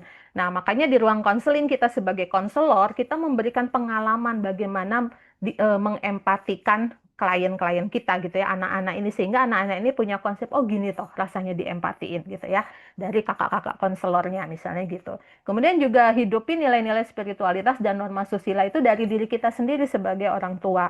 Anak itu harus tahu konsep salah dan benar gitu ya. Kalau perbuatan salah itu mengandung konsekuensi, dari konsekuensi ringan hingga berat. Misalnya kalau konsekuensi ringan ya, misalnya kalau dia mencuri, ya dia balikin gitu ya barang itu ke temennya gitu ya. Tapi konsekuensi terbesarnya ya dia bisa dipenjara gitu. Jadi sanksi-sanksi norma-norma ini perlu disampaikan kepada anak. Apalagi kalau anak ini sudah remaja ya gitu. Jadi dia harus tahu juga konsekuensi-konsekuensi itu gitu.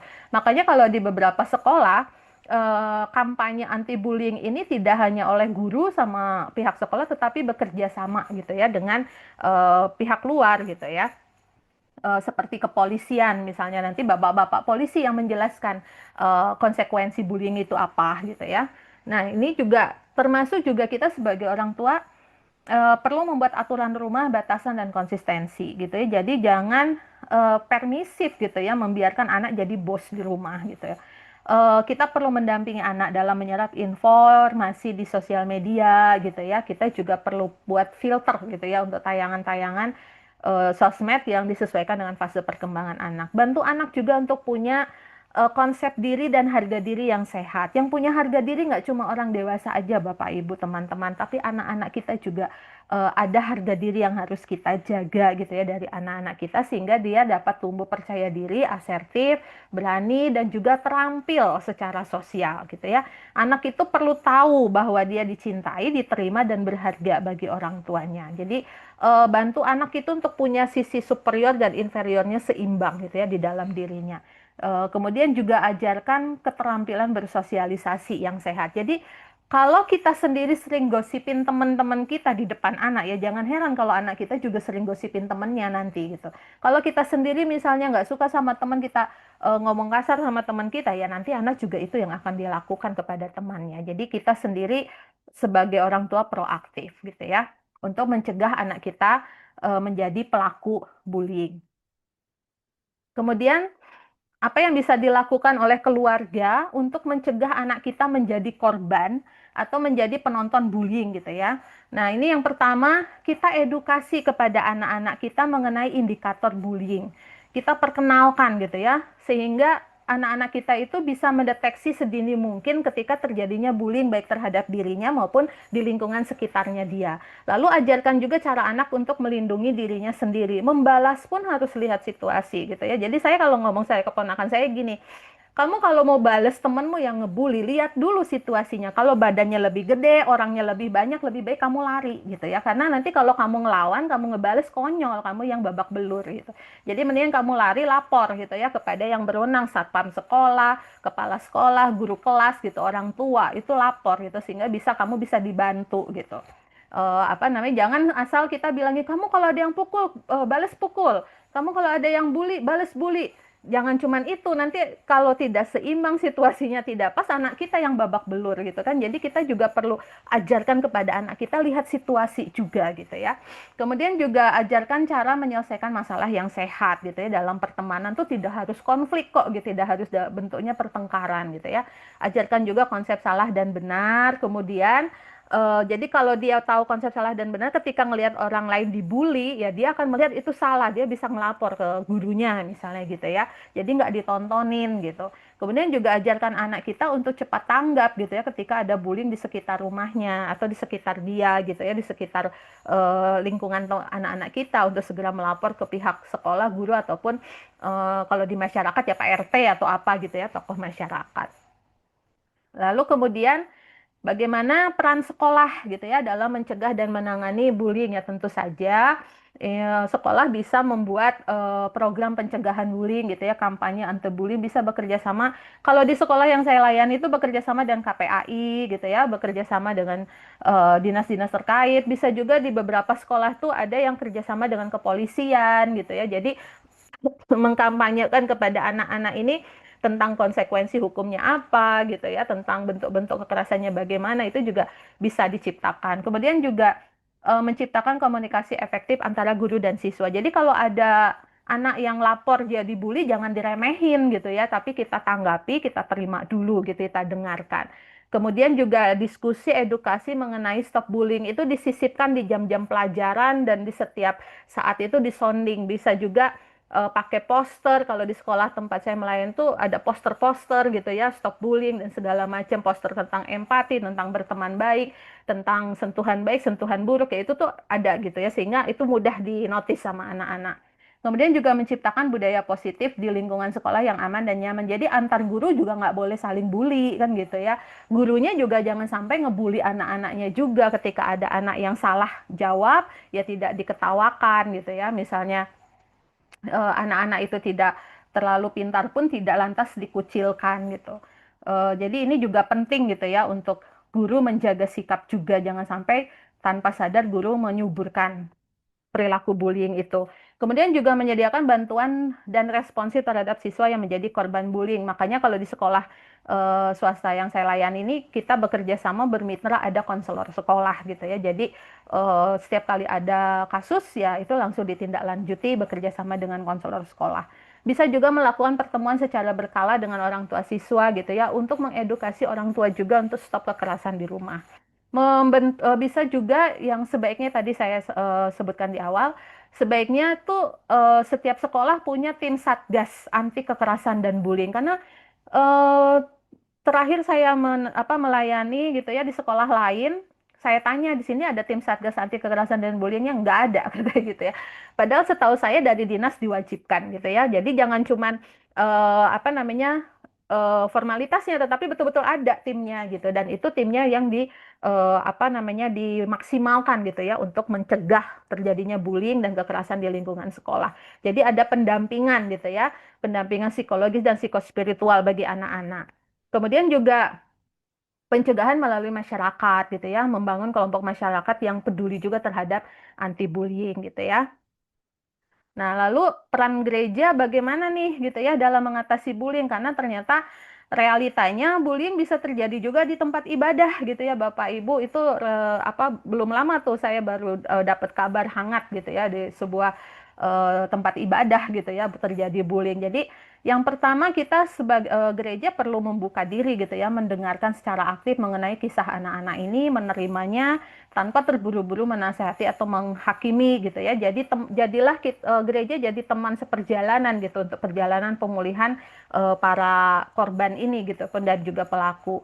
Lalu kemudian juga berikan psikoedukasi gitu ya mengenai anti bullying pada seluruh anggota jemaat, menciptakan iklim gereja yang ramah, aman dan nyaman secara emosional juga bagi seluruh jemaat gitu ya, mengembangkan budaya organisasi gereja yang saling menghargai, saling menghormati, saling berempati dan tidak membenarkan bullying. Jadi bukan hanya konsep khotbah yang sampai di kepala aja, tetapi itu dilakukan gitu ya dalam keseharian, dalam interaksi satu sama lain, sehingga tidak melakukan kekerasan dalam membina ataupun mendampingi anak dan remaja di lingkungan gereja misal gitu ya.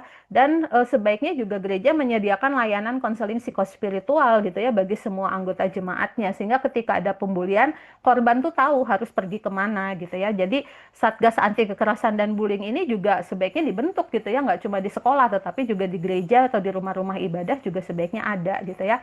Kemudian juga kerjasama dengan orang tua dan tidak turut menyuburkan perilaku kekerasan di lingkungan masyarakat gitu ya. Nah, lalu bagaimana cara kita menangani gitu ya bullying yang sudah terjadi. Nah, ini sudah terjadi, sudah terlanjur jadi, apa yang bisa kita lakukan? Yang pertama, intervensi psikologi dan konseling gitu ya, ketika anak sudah terlanjur mengalami atau melakukan pembulian gitu ya, kita perlu tindak lanjuti intervensi gitu ya, baik bagi korban, pelaku maupun penonton. Lalu si korban ini pastikan juga diamankan dulu gitu ya, ditempatkan di tempat yang sudah lebih aman, dan yakinkan anak bahwa ia sudah dalam keadaan aman, orang tua ada support system gitu ya, memberi dukungan pada korban. Kemudian juga sekolah dan rumah atau kampus dan rumah kerjasama gitu ya, baik keluarga korban maupun keluarga pelaku gitu ya. Ini juga sekolah ataupun instansi bekerja sama gitu untuk melakukan diskusi. Kemudian juga libatkan kalau memang sudah terlanjur dan ekstrim ya libatkan pihak berwenang gitu ya. Pihak berwenang itu bisa tenaga profesional kesehatan mental, bisa lembaga perlindungan anak, lembaga keagamaan, perlindungan perempuan, kepolisian gitu ya, dan juga instansi lainnya untuk mengatasi persoalan bullying yang terjadi disesuaikan dengan kondisi yang ada gitu ya. Lalu apa yang bisa kita sampaikan kepada anak ya, kalau anak kita misalnya sekarang gitu ya sedang menjadi korban pembulian, apa yang bisa kita kita lakukan gitu ya. Nah, kita kita dekati anak sambil kita apa ya, katakan kepada anak jangan dipendam sendiri gitu ya, berbicara pada orang dewasa, dorong anak untuk berbicara pada orang dewasa yang dapat dipercaya, misalnya orang tua, guru, konselor atau orang dewasa lainnya. Dan kemudian juga bagi anak-anak kita yang ngelapor misalnya sama kita, mah di sekolah ada pembulian ya, kita ajarkan untuk jangan ditonton gitu ya. Jangan ditonton kalau memang ada aksi pembulian di sekitarmu, jangan dilihatin gitu ya. Tapi coba kamu juga bisa apa namanya lapor gitu ya ke pihak berwenang, ke gurumu, ke satpam atau apa. Jadi jangan ditonton karena penonton ini malah justru memperkuat si pelaku untuk terus melakukan bullying gitu. Kemudian juga kalau memang anak kita sekarang sedang mengalami bullying itu ya kita cari pertolongan tenaga profesional gitu ya untuk mengatasi dampak bullying ini. Jangan diam untuk mengatasi traumanya gitu ya dan nanti bisa dipulihkan secara purna gitu ya. Kemudian apa yang bisa kita lakukan ketika mengatasi cyberbullying? Misalnya anak kita mengalami, ya cari bantuan tadi ya Bapak Ibu, kemudian kumpulkan bukti-bukti kalau memang ada di screenshot atau gimana rekamannya disimpan gitu ya. Dan akun pelaku itu diblokir aja. Dan kalau memang sudah sangat ekstrim ya lapor ke pihak berwenang gitu seperti polisi misalnya gitu ya.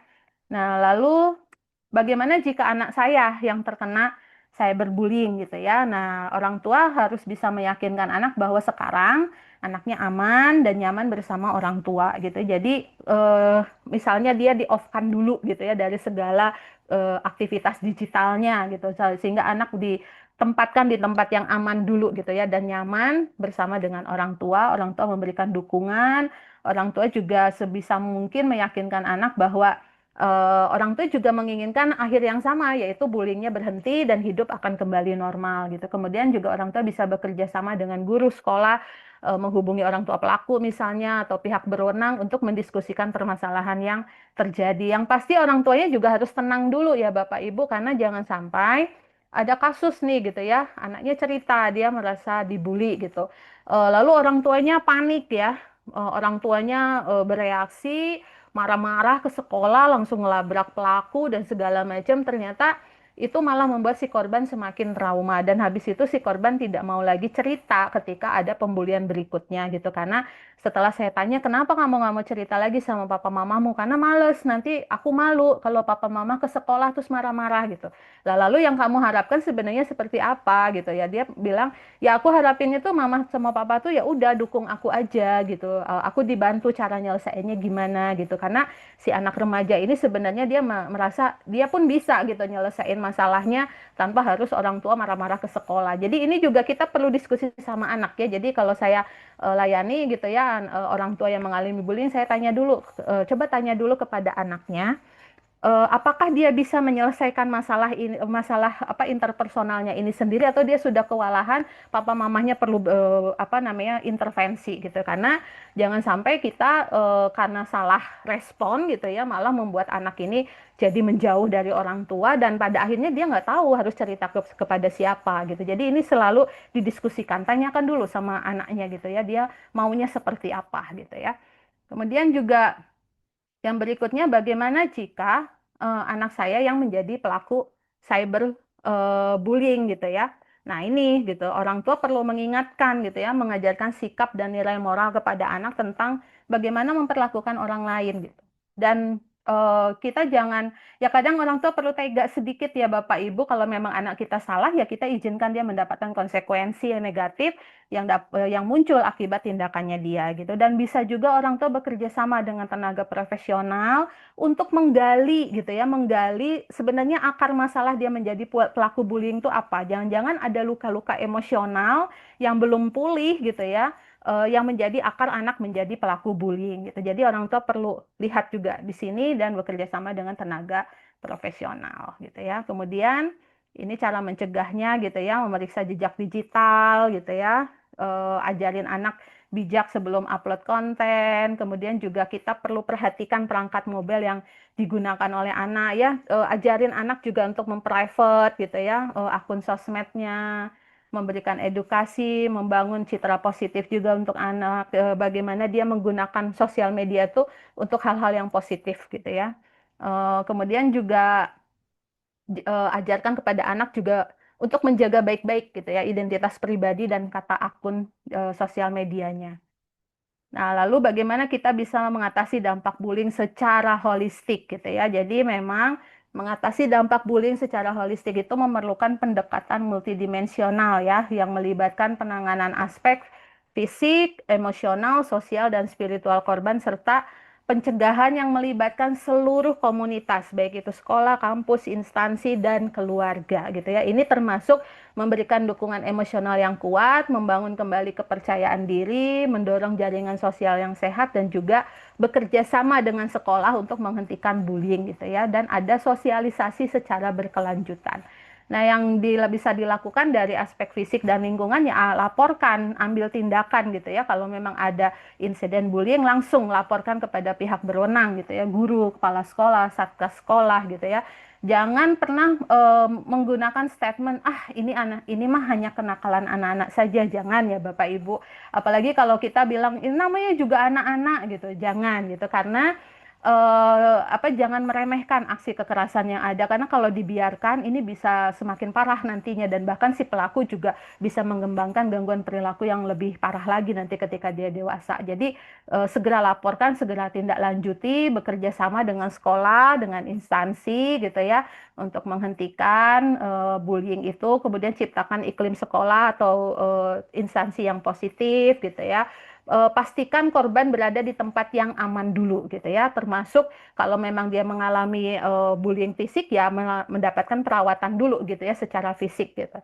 Kemudian juga bukan hanya korban, nah pelaku juga perlu dipastikan kondisi fisiknya gitu ya. Dalam beberapa kasus pelaku juga diperiksa atau dikenai intervensi gitu ya untuk mengukur kondisi eksekutif functionnya ini yang berkaitan dengan kognisi tadi yang saya bilang menurut otak atau neuroscience itu. Bahkan di beberapa kasus juga pelaku akhirnya dikenai terapi psikologis dan juga obat ya oleh psikiater gitu. Nah, lalu aspek emosional dan psikologis ya tentu saja kita dengarkan dulu secara aktif ya, bangun kepercayaan diri, berikan ruang aman bagi korban untuk bercerita tanpa dihakimi, bantu juga korban untuk mengembangkan strategi coping yang lebih sehat ya, untuk mengatasi perasaan emosi mereka gitu. Kemudian juga pertimbangkan untuk konseling profesional ya dengan psikolog ataupun konselor profesional untuk penanganan lebih lanjut. Kemudian secara sosial itu perkuat support system gitu ya sehingga korban tidak merasa sendiri. Kemudian juga libatkan keluarga gitu ya untuk bisa menjadi siapkan keluarga ini juga untuk bisa menjadi pendukung gitu ya, pendukung yang kuat bagi keluarga. Kemudian juga perkuat interaksi positif ya gitu antar siswa itu perlu diajarkan bertoleransi, menghargai perbedaan dan bekerja sama. Kemudian aspek spiritual ya fokus pada pemulihan harga diri, makna hidup gitu ya, harapan dan keyakinan dia gitu sehingga aspek spiritual ini tidak hanya sebatas agama ya Bapak Ibu, tetapi bagaimana anak juga terhubung dengan alam semesta. Ya kita bisa menggunakan keyakinan dan praktek-praktek keagamaan misalnya gitu ya. Bisa juga membantu anak untuk bisa menemukan kembali nilai dirinya, fokus pada kebaikan dan empati, menulis jurnal misalnya gitu ya. Membantu korban juga untuk mengembangkan penerimaan gitu ya, menerima realitas seapa adanya bahwa dia memang mengalami bullying dan menjadi korban bullying dan bagaimana gitu dia menerima realita ini gitu ya. Kemudian juga membantu anak untuk terhubung dengan alam dan juga dengan alam semesta dan komunitas sportif. Misalnya dia dicarikan komunitas positif gitu ya untuk anak-anak. Oke, sebentar. Ya, ini pencegahan secara holistik ya, sosialisasi, ajarkan keterampilan sosial, libatkan semua pihak gitu ya, keluarga, sekolah dan masyarakat gitu. Tadi sudah saya singgung di depan ya. Untuk keluarga ini juga apa namanya? Penuhi kebutuhan fisik anak gitu ya. Karena anak itu kan butuh makan tidur cukup gitu, tempat tinggal yang aman dan nyaman. Karena anak-anak yang tidak cukup nutrisi, tidak cukup tidur itu cenderung emosional, temperamen di sekolah gitu ya. Sehingga nggak sabaran nanti sama teman-temannya. Jadi pastikan dari rumah anak kita juga makan cukup, tidur cukup gitu ya. Bangun ketahanan keluarga, pola asuh yang sehat, ajarkan anak punya daya juang gitu ya. Orang tua ya menjadi role model gitu ya, menjadi orang yang tidak melakukan kekerasan. Lalu aturan rumah juga harus jelas. Kenalkan konsep salah dan benar pada anak, berikut konsekuensinya gitu ya. Jangan permisif terhadap kekeliruan anak, tapi juga jangan over pendisiplinan gitu ya pada anak. Di sekolah ya tentu saja ada edukasi, sosialisasi, pengawasan gitu ya. Dibikinkan juga pelatihan-pelatihan tentang keterampilan sosial pada anak-anak ini gitu ya. Dalam komunitas juga bisa bekerja sama gitu ya, menciptakan lingkungan yang aman. Misal tadi bekerja sama dengan kepolisian, KPAI, tenaga profesional gitu ya. Bisa juga diberikan program mentoring gitu ya kepada anak-anak yang beresiko menjadi korban ataupun pelaku bullying. Nah, ini lalu apa peran konselor psikospiritual gitu ya bagi kita sebagai yang menjadi konselor? Yang pertama ya kita memberi dukungan untuk korban bullying gitu ya, memberikan dukungan emosional, memproses traumanya, mengelola emosi negatifnya, membangun ketahanan mental gitu.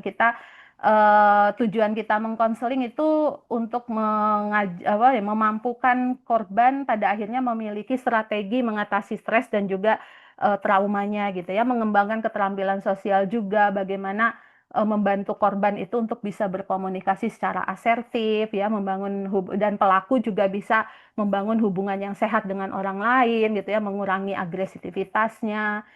Bisa juga melakukan konseling individu ataupun kelompok gitu ya untuk membantu korban merasa lebih aman dan tidak sendirian. Kemudian juga penanganan terhadap pelaku bullying juga gitu ya. Kita membantu memahami akar masalah gitu ya, menggali alasan di balik perilaku bullyingnya itu apa gitu ya. Jadi kalau sebagai konselor, pengalaman saya harus netral, otonom ya. Jadi melihat korban dan pelaku ini sama-sama orang yang butuh ditolong gitu ya. Membantu juga si pelaku untuk akhirnya mengembangkan empati gitu ya, keterampilan sosial dan juga menerapkan konsekuensi yang mendidik gitu ya, yang disesuaikan dengan perilakunya. Kemudian juga yang berikutnya adalah pendekatan kolaboratif dan preventif. Kita bekerja sama dengan orang tua tentu saja. Kemudian juga kalau terjadinya di sekolah ya kita libatkan staf sekolah. Terjadinya di gereja ya kita libatkan orang gereja staf gereja gitu ya. Terjadinya di masyarakat kita libatkan juga tokoh-tokoh masyarakat gitu ya, untuk apa? Untuk memantau dan perkembangan dan juga memberikan dukungan yang komprehensif bagi korban gitu ya. Dan lalu mengadakan program pencegahan. Misalnya kalau di sekolah saya memasukkannya itu ke dalam misalnya kurikulum misalnya gitu ya, atau memasukkannya ke dalam kegiatan sekolah. Jadi ada pelatihan-pelatihan keterampilan sosial, toleransi dan empati secara berkala misalnya, atau anak-anak dijadwal semua harus ketemu dengan kakak konselor untuk mencegah gitu ya budaya bullying lebih awal gitu. Kemudian menciptakan lingkungan yang aman gitu ya, bekerja sama. Dan beberapa teknik atau pendekatan konseling yang sering saya berikan ketika dalam kasus-kasus bullying itu ada ya pendekatan client center, itu pasti gitu ya, hadir, berempati, active listening. Kadang saya juga menggunakan CBT gitu ya. Misalnya kalau untuk korban yang mengidentifikasi pikiran negatifnya, termasuk juga dengan apa namanya pelaku ya. Kemudian juga pakai SFBC, BC gitu ya, Solution Focus Brief Counseling gitu. Ini fokus pada solusi di masa depan, jadi konseling singkat. Kemudian juga bisa menggunakan terapi, art terapi atau drama terapi kayak role play gitu ya, mengembangkan seperti itu, atau konseling kelompok, mindfulness, relaksasi. Kadang juga saya ajak anak-anak itu menulis surat, menulis journaling. Kalau pelaku kadang saya berikan reinforcement negatif dan positif misalnya. Bisa juga menggunakan pendekatan Gestalt kayak kursi kosong gitu ya, ataupun pendekatan eksistensial untuk membantu korban menemukan kembali makna hidupnya gitu. Ya, Bapak Ibu, demikian yang dapat saya sampaikan. Mohon maaf panjang dan lebar. Kalau misalnya masih ada sesi waktu tanya jawab, saya berharap kita bisa berdiskusi lebih lanjut ya. Kurang lebihnya saya mohon maaf. Terima kasih. Semoga bermanfaat. Tuhan memberkati. Saya kembalikan kepada Mbak Bekti. Baik, terima kasih Bu Relin atas materinya. Silakan Bapak Ibu bagi yang ingin menanggapi atau bertanya bisa raise hand terlebih dahulu.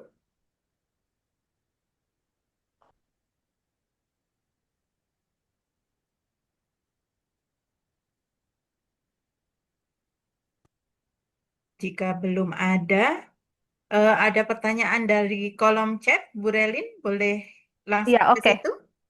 Iya, boleh. Baik, Ini, dari Ibu Elis Ratu. Terima kasih mm-mm. Bu Relin untuk penjelasannya tentang perilaku bullying terhadap anak kita. Yang ingin saya tanyakan ada 4 pertanyaan Bu Relin. Yang Oke. pertama, apakah pelaku bullying dapat berubah menjadi pribadi yang lebih baik? Hmm, Pertanyaan kedua, bagaimana cara bagaimana cara menangani pelaku bullying secara efektif tanpa menggunakan kekerasan? Yang ketiga, bagaimana cara terbaik bekerja sama dengan pihak sekolah untuk mengatasi bullying?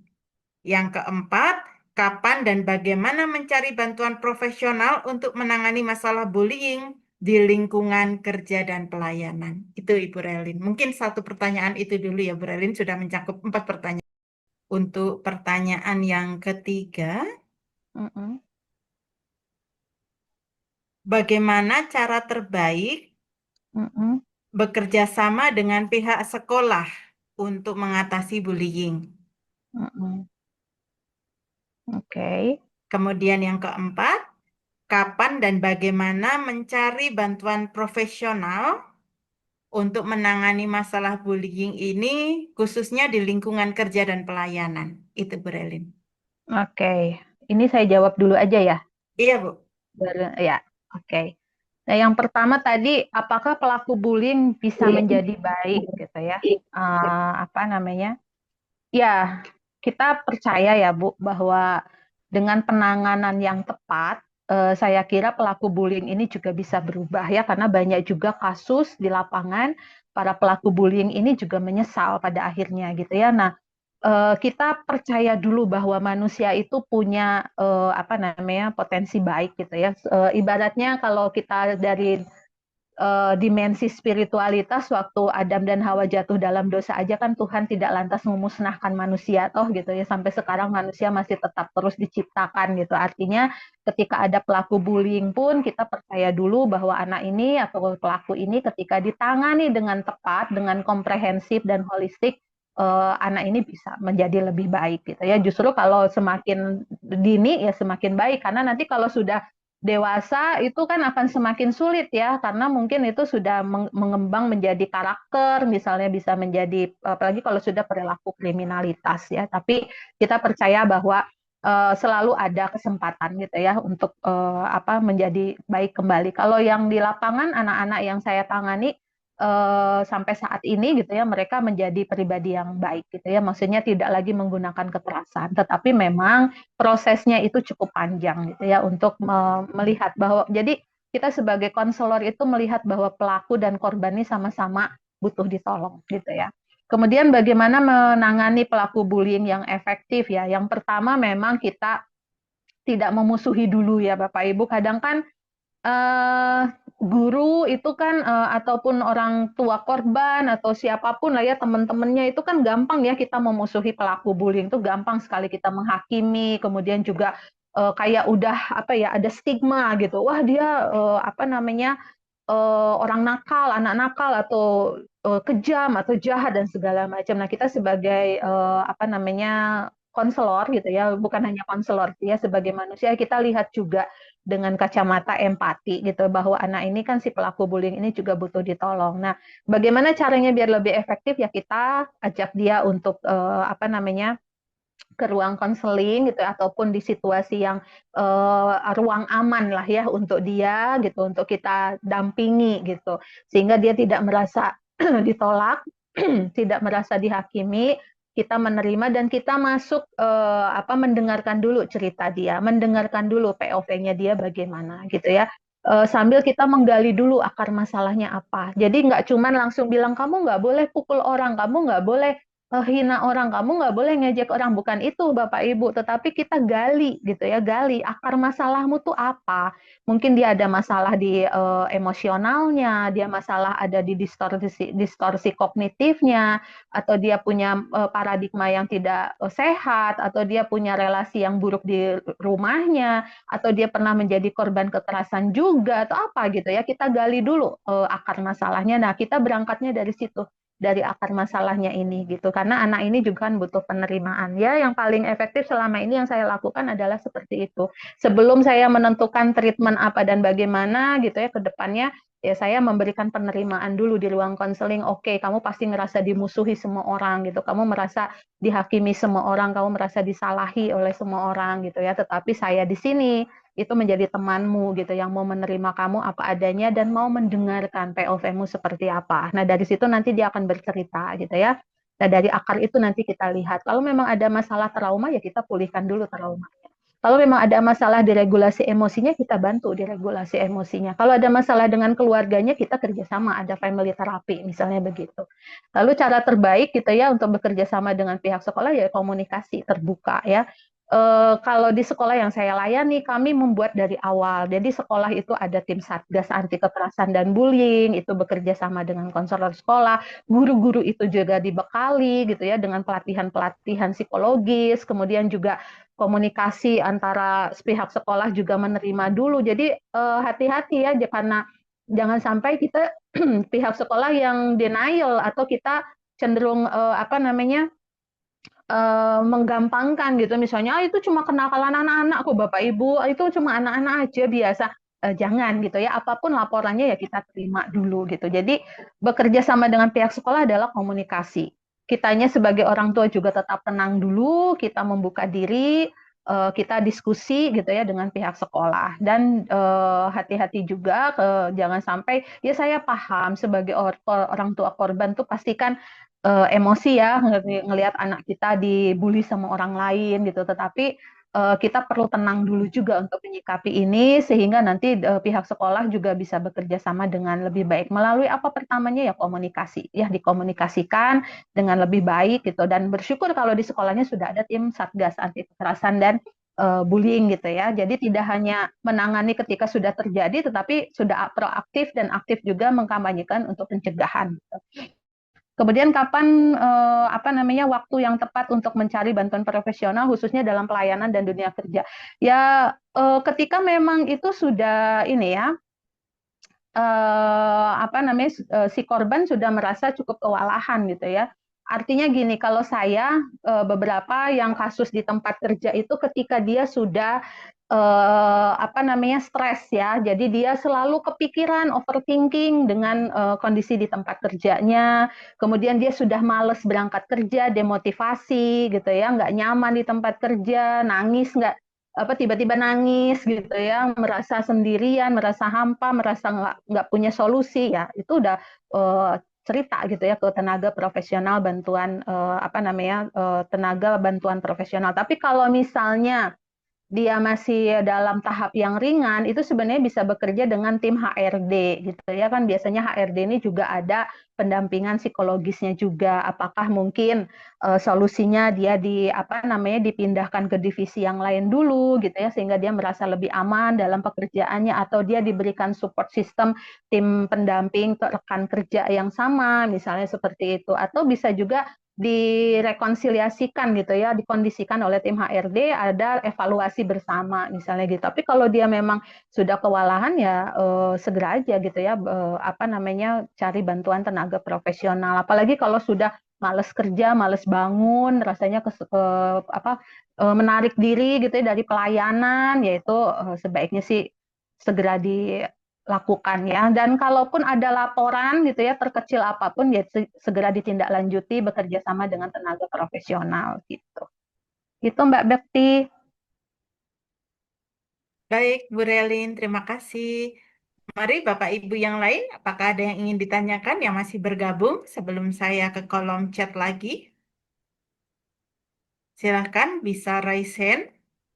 Masih ada sekitar 36-an bersama dengan kita. Mari Oke. silahkan Bapak Ibu. Boleh open kamera Bapak Ibu. Apakah masih bersama dengan kami?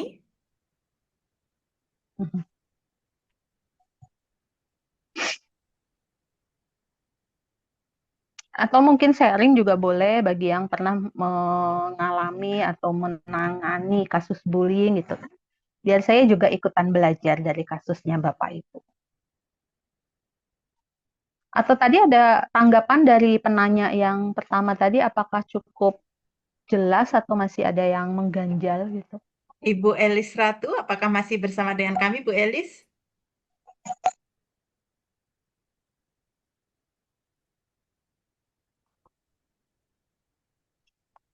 Oke, atau ada yang mau sharing, Bapak Ibu silahkan. Jika belum ada, oh ada dari Ibu Arta. Silakan Ibu Arta. Silakan Baik, Ibu. eh, terima kasih Mbak Bekti, terima kasih Mbak Relin. Saya ini tadi tuh udah apa ya lagi bicaraan pengen on cam, tapi kok ini kenapa saya ketak-ketik gak bisa on cam ya Mbak Relin? Jadinya saya sebenarnya Nggak apa-apa pengen Bu. tahu, pengen ngobrol, salam kenal ya Mbak Relin. Saya juga di Iya, anggota salam kenal Ibu. admin gitu ya. Ye. Saya ada di Jakarta sekarang.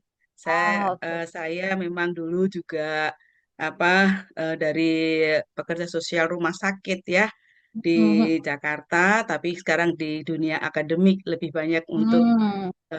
apa di kampus gitu. Ya, oke, Nah, oke. eh menarik ya apa namanya Mbak Rin, lengkap banget deh materinya dari awal sampai dengan yang di akhir itu. Yang saya tadi juga mencatat bahwa ada beberapa yang sebenarnya sih sementara ini pada saat Mm-mm. mendampingi mahasiswa untuk misalnya praktik gitu ya, terus kemudian ada studi lapangan gitu, ada yang menarik untuk mereka tuh mengambil temanya tentang bullying gitu. Nah, Hmm. tentang bullying, waktu yang paling terakhir saya juga mendampingi teman-teman mahasiswa itu di salah satu sekolah di Jakarta juga mereka Mm-mm. mengajak untuk saya bisa membagi juga sharing dalam Mm-mm. Mm-mm. pertemuan di sekolah itu gitu tentang topik Mm-mm. bullying. Nah, sebenarnya tadi sudah lengkap banget sih yang disampaikan Mbak Rerin karena apa? Karena yang saya juga sampaikan dalam sharing teman-teman di sekolahan di Jakarta itu, saya waktu Mm-mm. awal ditembak untuk juga bisa sama-sama memberikan itu, saya bilang nanti kalau mau untuk dengan tema seperti ini, tolong yang hadir itu semuanya ya. Artinya gini, Mm-mm. tidak hanya siswanya, yang pada saat Mm-mm. itu kan siswa yang apa waktu itu penerimaan siswa baru lalu kemudian Mm-mm. kumpul di aula gitu kan. Saya Mm-mm. minta supaya yang hadir itu semuanya, ya kepala sekolah, mau stafnya, mau guru-gurunya atau siapapun gitu. Betul. Karena apa? Karena kalau kita bicaraan bullying, walaupun yang dibicarakan itu mengenai siswanya, antar siswa gitu ya, Mm-mm. tetapi Mm-mm. Mm-mm. kecenderungan kita sekarang ini kan bisa melihat bahwa gejalanya itu sekarang nggak lagi yang bullying itu pembulinya tuh ya siswa antar siswa. Tapi sekarang Betul. ada nih yang membuli itu mahasiswa ke gurunya atau siswa ke Hmm. petugas sekolahnya. Jadi Hmm. korbannya itu adalah gurunya atau korbannya itu staf sekolahnya atau apapun gitu ya. Atau mungkin di tempat yang lain. Artinya bukan yang anak-anaknya yang sebagai korban bullying, tapi dia Mm-mm. pelaku bullyingnya. Ya, Nah, makanya kenapa saya lalu kemudian menyertakan agar dalam pertemuan itu tuh semuanya ada. Nah, betul, terkait betul. dengan tadi pada saat terjadinya seperti itu bahwa tidak hanya sekedar fisik, psikis, finansial dan sebagainya Mm-mm. itu memang agak kompleks ya yang di dalam Mm-mm. permasalahan di sekolah itu banyak sekali terjadi Mm-mm. yang semua-semuanya itu ada yang Tadi itu Mm-mm. ada yang mungkin ya ada yang fisik, tapi juga ada yang apa gabungan dengan yang lainnya Mm-mm. gitu ya, Mbak Relin. Itu Mm-mm. banyak Mm-mm. terjadi. Nah, Mm-mm. untuk itu memang tadi sudah dalam penanganannya pun sampai sudah disampaikan bagaimana kolaborasi itu dilaksanakan Mm-mm. ya, tidak sekedar Mm-mm. bahwa pendekatan maupun persuasi Mm-mm. dalam penanganannya aja gitu. Mm-mm. Nah, Ya, salah satu yang sebenarnya tadi saya tuh sedikit untuk pada saat dikolaborasi itu artinya mm-mm. sekaligus adakah yang mungkin nanti bisa sebagai kedepannya itu selain dari yang tindak untuk kita pendampingan yang secara khusus gitu, tetapi tindakan sosial yang lain bisa menjadi bagian yang kemungkinan pada saat penentuan kebijakan mungkin ya Mbak Relin yang bisa ya, untuk betul, betul. dilaksanakan di dalam dimanapun Mm-mm. settingnya maksudnya gitu bila mana Mm-mm. itu menjadi bagian penting untuk kita terlibat di dalamnya gitu Betul, sehingga betul, di betul. situ akan lalu kemudian ada nyata bukti nyata bahwa lalu di dalam regulasi atau apapun bisa dicantumkan sebagai bagian dari kebijakan yang perlu untuk nantinya dilaksanakan. Itu aja sih Betul. Mbak Relin sementara itu yang bisa saya Oke, sampaikan. terima Terima kasih Bu kasih. Arsat. Ya, ya betul Bu. Apa namanya? Kayak kalau yang saya lakukan di sekolah itu ya, dari awal saya bermitra itu kita membuat program gitu ya.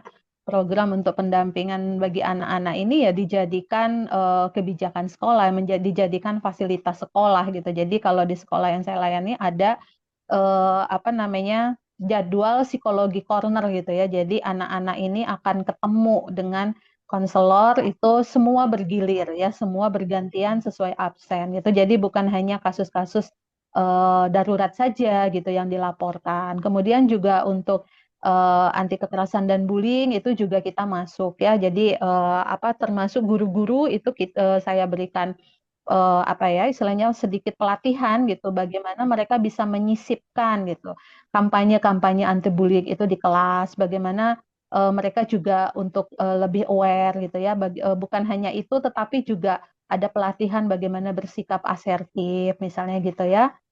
Jadi memang ini menurut saya kolaborasi ini betul tidak hanya ketika ada masalah saja baru ditangani, tetapi kalau bisa kan sejak awal ya, sejak menjadi sejak membuat kebijakan, membuat kurikulum, membuat program sehingga masuk gitu ya dalam kurikulum lembaga pendidikan untuk bisa mencegah gitu ya ke depannya seperti apa. Karena bagaimanapun kan setiap orang, semua anggota sekolah gitu ya, baik itu guru, karyawan, siswa, orang tua itu berasal dari latar belakang yang berbeda-beda gitu ya dan kita kan tidak tahu gitu ya mereka punya perjalanannya seperti apa yang bisa jadi itu berdampak ketika mereka berinteraksi di sekolah ataupun di lembaga pendidikan. Saya setuju dengan Bu Artar ini memang sebaiknya kolaborasi ini bisa dijadikan di awal gitu ya.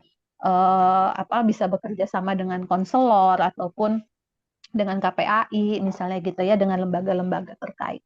Gitu Bu Artarini, terima kasih untuk sharingnya. Saya juga jadi belajar gitu ya. Ya, terima Bagaimana kasih juga dunia Mbak kampus. Relin. Sukses. Sama-sama Ibu. Ya, Terima kasih Bu Arta. iya Oh, ada sama-sama Mbak Bekti. dari Bapak Dwi Setiana. Silakan Pak Dwi.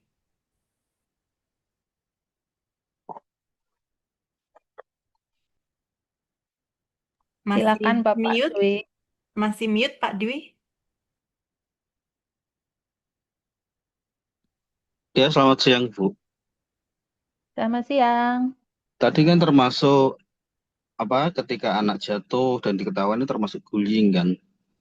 Nah, Hmm. kita sebagai orang tua kadang dapat cerita dari anak kita Hmm. bahwa tadi misal kayak gini ya. Tadi saya jatuh di sekolah. Tapi Hmm. kok teman saya ngetawain saya ya. Kenapa mereka nggak menolong saya gitu. Hmm. Hmm. Apa respon kita terhadap anak kita ini? Hmm. Bagaimana untuk cara memberitahu dia? Hmm. Gitu aja sih, Bu. Karena itu sering Oke. terjadi di sekolah. Iya, Terima iya, kasih. iya.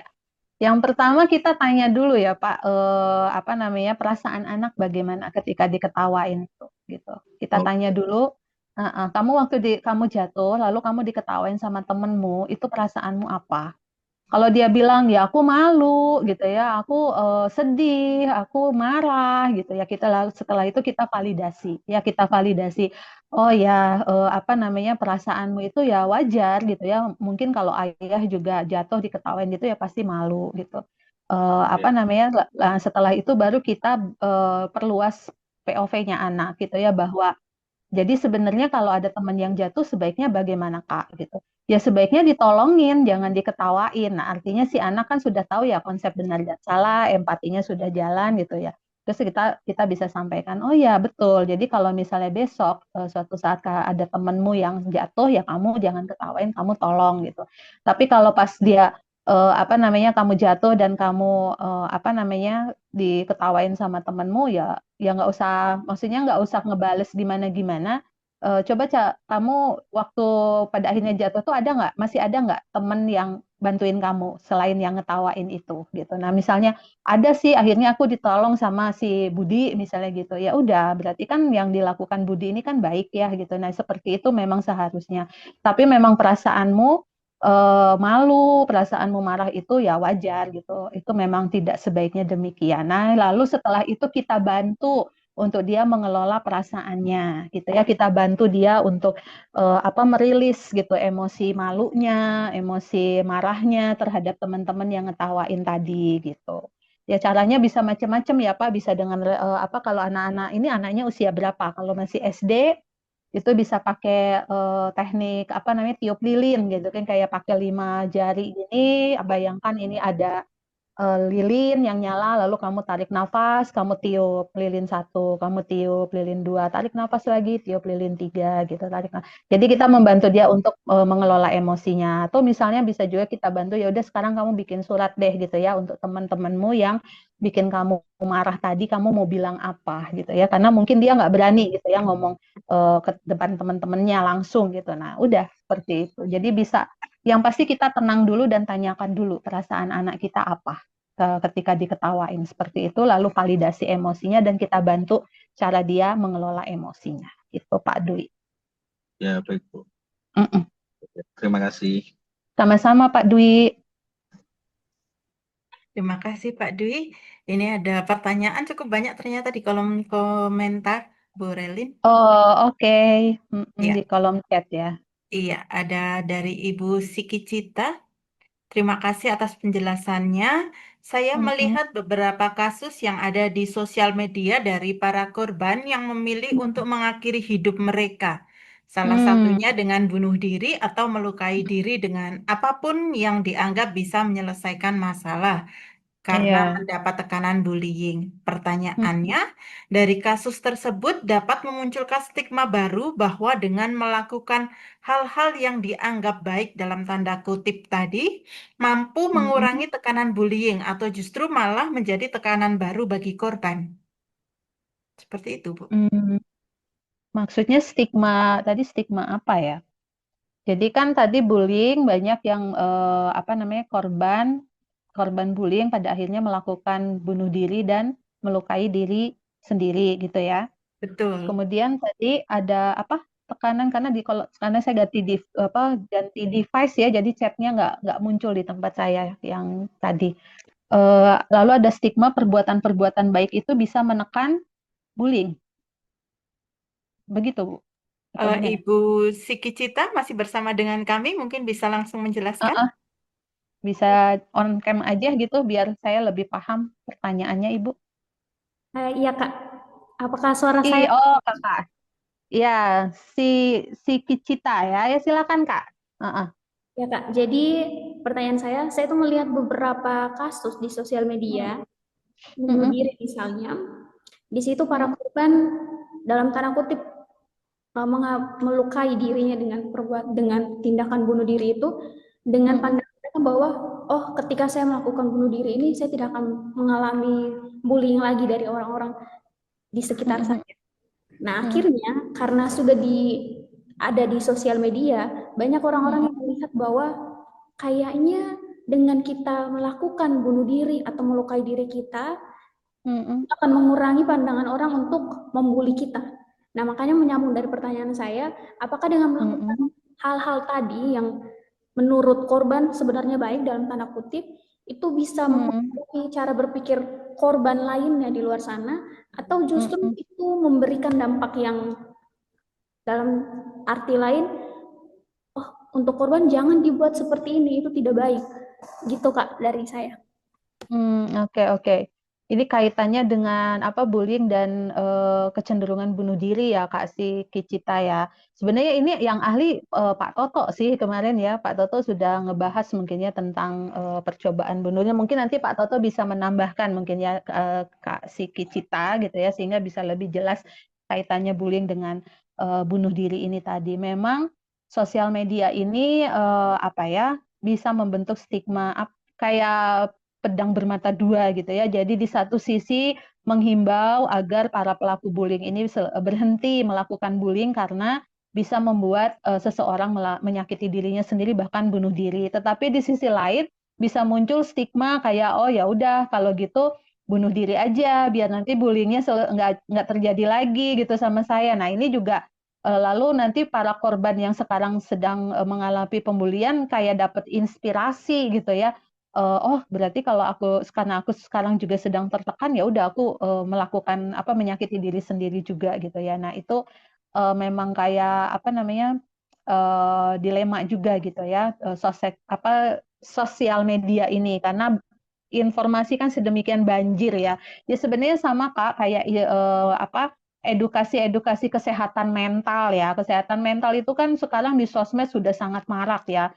Di mana-mana ada gitu edukasi tentang kesehatan mental. Di sisi lain ini membangun awareness ya, awareness bagi setiap orang tentang kesehatan mental, dampaknya dan segala macam. Tapi di sisi lain ini bisa menjadi pembenaran diri gitu karena anak-anak sekarang juga gampang sekali bilang kalau stres dikit langsung bilangnya aku kena mental. Kalau misalnya dia moodian sedikit langsung bilang aku kena bipolar deh gitu ya atau dia males mandi dia bilang mungkin aku kena depresi gitu ya. Jadi gampang banget self diagnosis. Jadi kayak apa itu sisi negatif dan positifnya ya. Mungkin nanti kalau untuk penjelasan tentang apa namanya bullying dan bunuh diri ini tadi lebih jelasnya mungkin bisa dibantu sama Pak Toto ya yang lebih ahli gitu.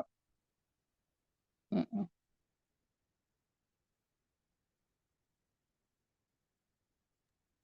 Baik, Mm-mm. eh, oh ini dari ada beberapa ini ya Bu ya. Mm-mm. Memang di sekolah di daerah kami di Pulau Timur ini belum begitu banyak yang sadar dengan masalah psikologis, apalagi kasus Mm-mm. bullying, sehingga lebih cenderung denial untuk diajak Mm. kerjasama menangani kasus bullying di sekolah. Karena Oh, kebanyakan pelaku bullying itu anak-anak pejabat pemerintah oh. atau anak-anak Mm-mm. pengusaha orang kaya di daerah, sehingga Mm-mm. sulit bagi kami untuk bisa berkomunikasi dan memaparkan data. Anak saya Mm-mm. yang masih PAUD usia 5 tahun dibully oleh temannya, tapi pelaku Mm-mm. dibela oleh guru karena anak pendeta tidak boleh melawan. Jadi Mm. bagaimana cara berkomunikasi kalau pihak sekolah selalu denial? Iya, ini memang dilema ya kalau seperti ini istilahnya ada variabel-variabel lain di luar kendali kita gitu. Kalau memang sekolah sudah menutup diri seperti ini, apalagi kalau ada budaya gitu ya di daerah setempat yang ya anak pejabat gitu, anak pengusaha atau kalau di sekolah swasta itu kan anak donatur gitu ya, lalu diistimewakan gitu. Nah ini memang di luar apa variabel lain di luar kendali kita gitu ya. Tetapi eh, tetap dikomunikasikan dengan misalnya dengan guru sekolah ataupun kalau memang memungkinkan bisa ketemu dengan orang tua pelaku juga ya gitu untuk diskusi misalnya seperti itu. Dan kalau memang ternyata faktor-faktor eksternal ini gitu ya sudah sangat di luar kendali kita dan tidak ada yang bisa kita ajakin kerjasama, yang pertama adalah, amankan dulu anak kita, gitu ya, amankan dulu anak kita. Bahkan saya, beberapa kali ketemu dengan orang tua apakah anak saya perlu pindah sekolah? Saya katakan kalau memang dia masih di bawah 18 tahun, pindah aja nggak apa-apa gitu ya. Dan tanyakan juga kepada si anak gitu ya, apakah dia pengen pindah sekolah atau dia masih cukup nyaman berada di sekolah tersebut misalnya gitu ya. Nah, lalu yang berikutnya adalah kita sendiri juga membantu anak kita untuk bisa melindungi dirinya sendiri. Sekarang sudah banyak juga pelatihan-pelatihan bagaimana menghadapi pembulian gitu ya, bagaimana kalau saya ngajarin ke keponakan saya, misalnya ketika dia dibully gitu ya, saya ajarkan dia untuk asertif. Asertif itu artinya ngomong gitu, ngomong dulu, jadi pakai tangan gitu ya, tangan stop gitu, stop ya pakai kata stop. Jadi saya ajarkan untuk stop, stop gitu. Ke temennya ketika misalnya temennya, ngejek dia gitu ya, dia langsung katakan stop gitu. Saya tidak, saya merasa tidak nyaman dengan ejekanmu gitu. Kalau bisakah kita berteman tidak saling mengejek gitu. Tapi kalau misalnya kamu masih mau ngejek, ya udah, aku nggak mau temenan, misalnya kayak gitu. Nah, kalau dia masih mengejek terus, saya ajarkan ponakan saya untuk menghindar, pergi. Lalu kalau di rumah kita ada diskusi, misalnya kayak kamu dikatain apa? Aku tuh dikatain gembul, misalnya gitu, dikatain gembul. Gembul itu memang apa sih gitu ya? Terus dia bilang gembul itu jelek lah. Kamu sendiri merasa jelek nggak? Dia bilang, "Enggak, aku nggak ngerasa jelek." Ya udah gitu. Jadi nggak usah terpengaruh, misalnya gitu. Jadi kalau misalnya ada temanmu bilang gini, "Aku nggak suka sama kamu," gitu. Terus jawabanmu apa? "Ya nggak apa-apa, yang penting aku suka sama diriku sendiri," gitu. Jadi kita kadang juga perlu ngajarin anak-anak kita bagaimana membela diri, bagaimana memfilter dirinya sendiri gitu ya, bagaimana bersikap asertif karena tidak semua variabel atau tidak semua faktor eksternal kayak tadi ya, pihak sekolah, budaya, kebijakan, itu berpihak pada kita gitu ya. Kalau sudah demikian ya kita fokus pada anak kita gitu. Apakah dia dipindahkan ke sekolah yang lain yang lebih kondusif, lalu kita ajarkan juga bagaimana dia punya harga diri yang sehat agar tidak mudah dibully gitu ya sama orang lain. Kemudian juga kita ajarkan dia untuk bisa membela dirinya sendiri juga gitu, untuk bisa berbicara gitu ya, mengekspresikan dan melaporkan kejadian tersebut misalnya gitu. Karena kalau ini udah berkaitan sama kebijakan daerah, apalagi ya Bu, agak sulit memang. Ada hal-hal di luar variabel kita gitu. Tadi yang kata Bu Artarini itu ya, seharusnya ini menjadi bagian dari kebijakan pemerintah sih gitu ya. Jadi masyarakat juga ikut turut aktif mencegah gitu ya budaya-budaya pembulian ini untuk tidak terjadi gitu. Semoga ini ya Bu Elis Ratu ya bisa cukup mencerahkan ya Ibu. Baik, terima kasih Bu Relin. Mengingat waktunya Bapak Ibu, mungkin sampai di sini sesi tanya jawab. Jika nanti ke depannya kita ada lagi seminar khususnya tentang topik bullying, tentu kita akan share atau kita bagikan ke Bapak Ibu yang lain supaya kita lebih dalam lagi untuk topik ini. Sebelum saya tutup, apakah ada tambahan dari Pak Toto? Sabit multiguna, berbahan baja mangan yang tajam. Selamat siang Mbak Bekti, terima kasih. Ya, silakan.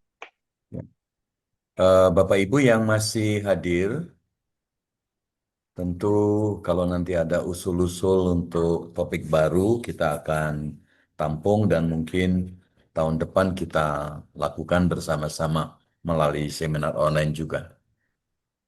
Khususnya ini untuk warga Kulon Progo, mungkin dan sekitarnya, kalau Bapak Ibu masih ada yang dari Kulon Progo, kita akan ada seminar on-site, ya, seminar langsung, tatap muka langsung, yang akan dilakukan pada tanggal 6 Desember bulan depan, tidak terlalu lama, dan akan dilakukan di wilayah wisata kuliner di Kulon Progo, tidak jauh dari kantor Akpin.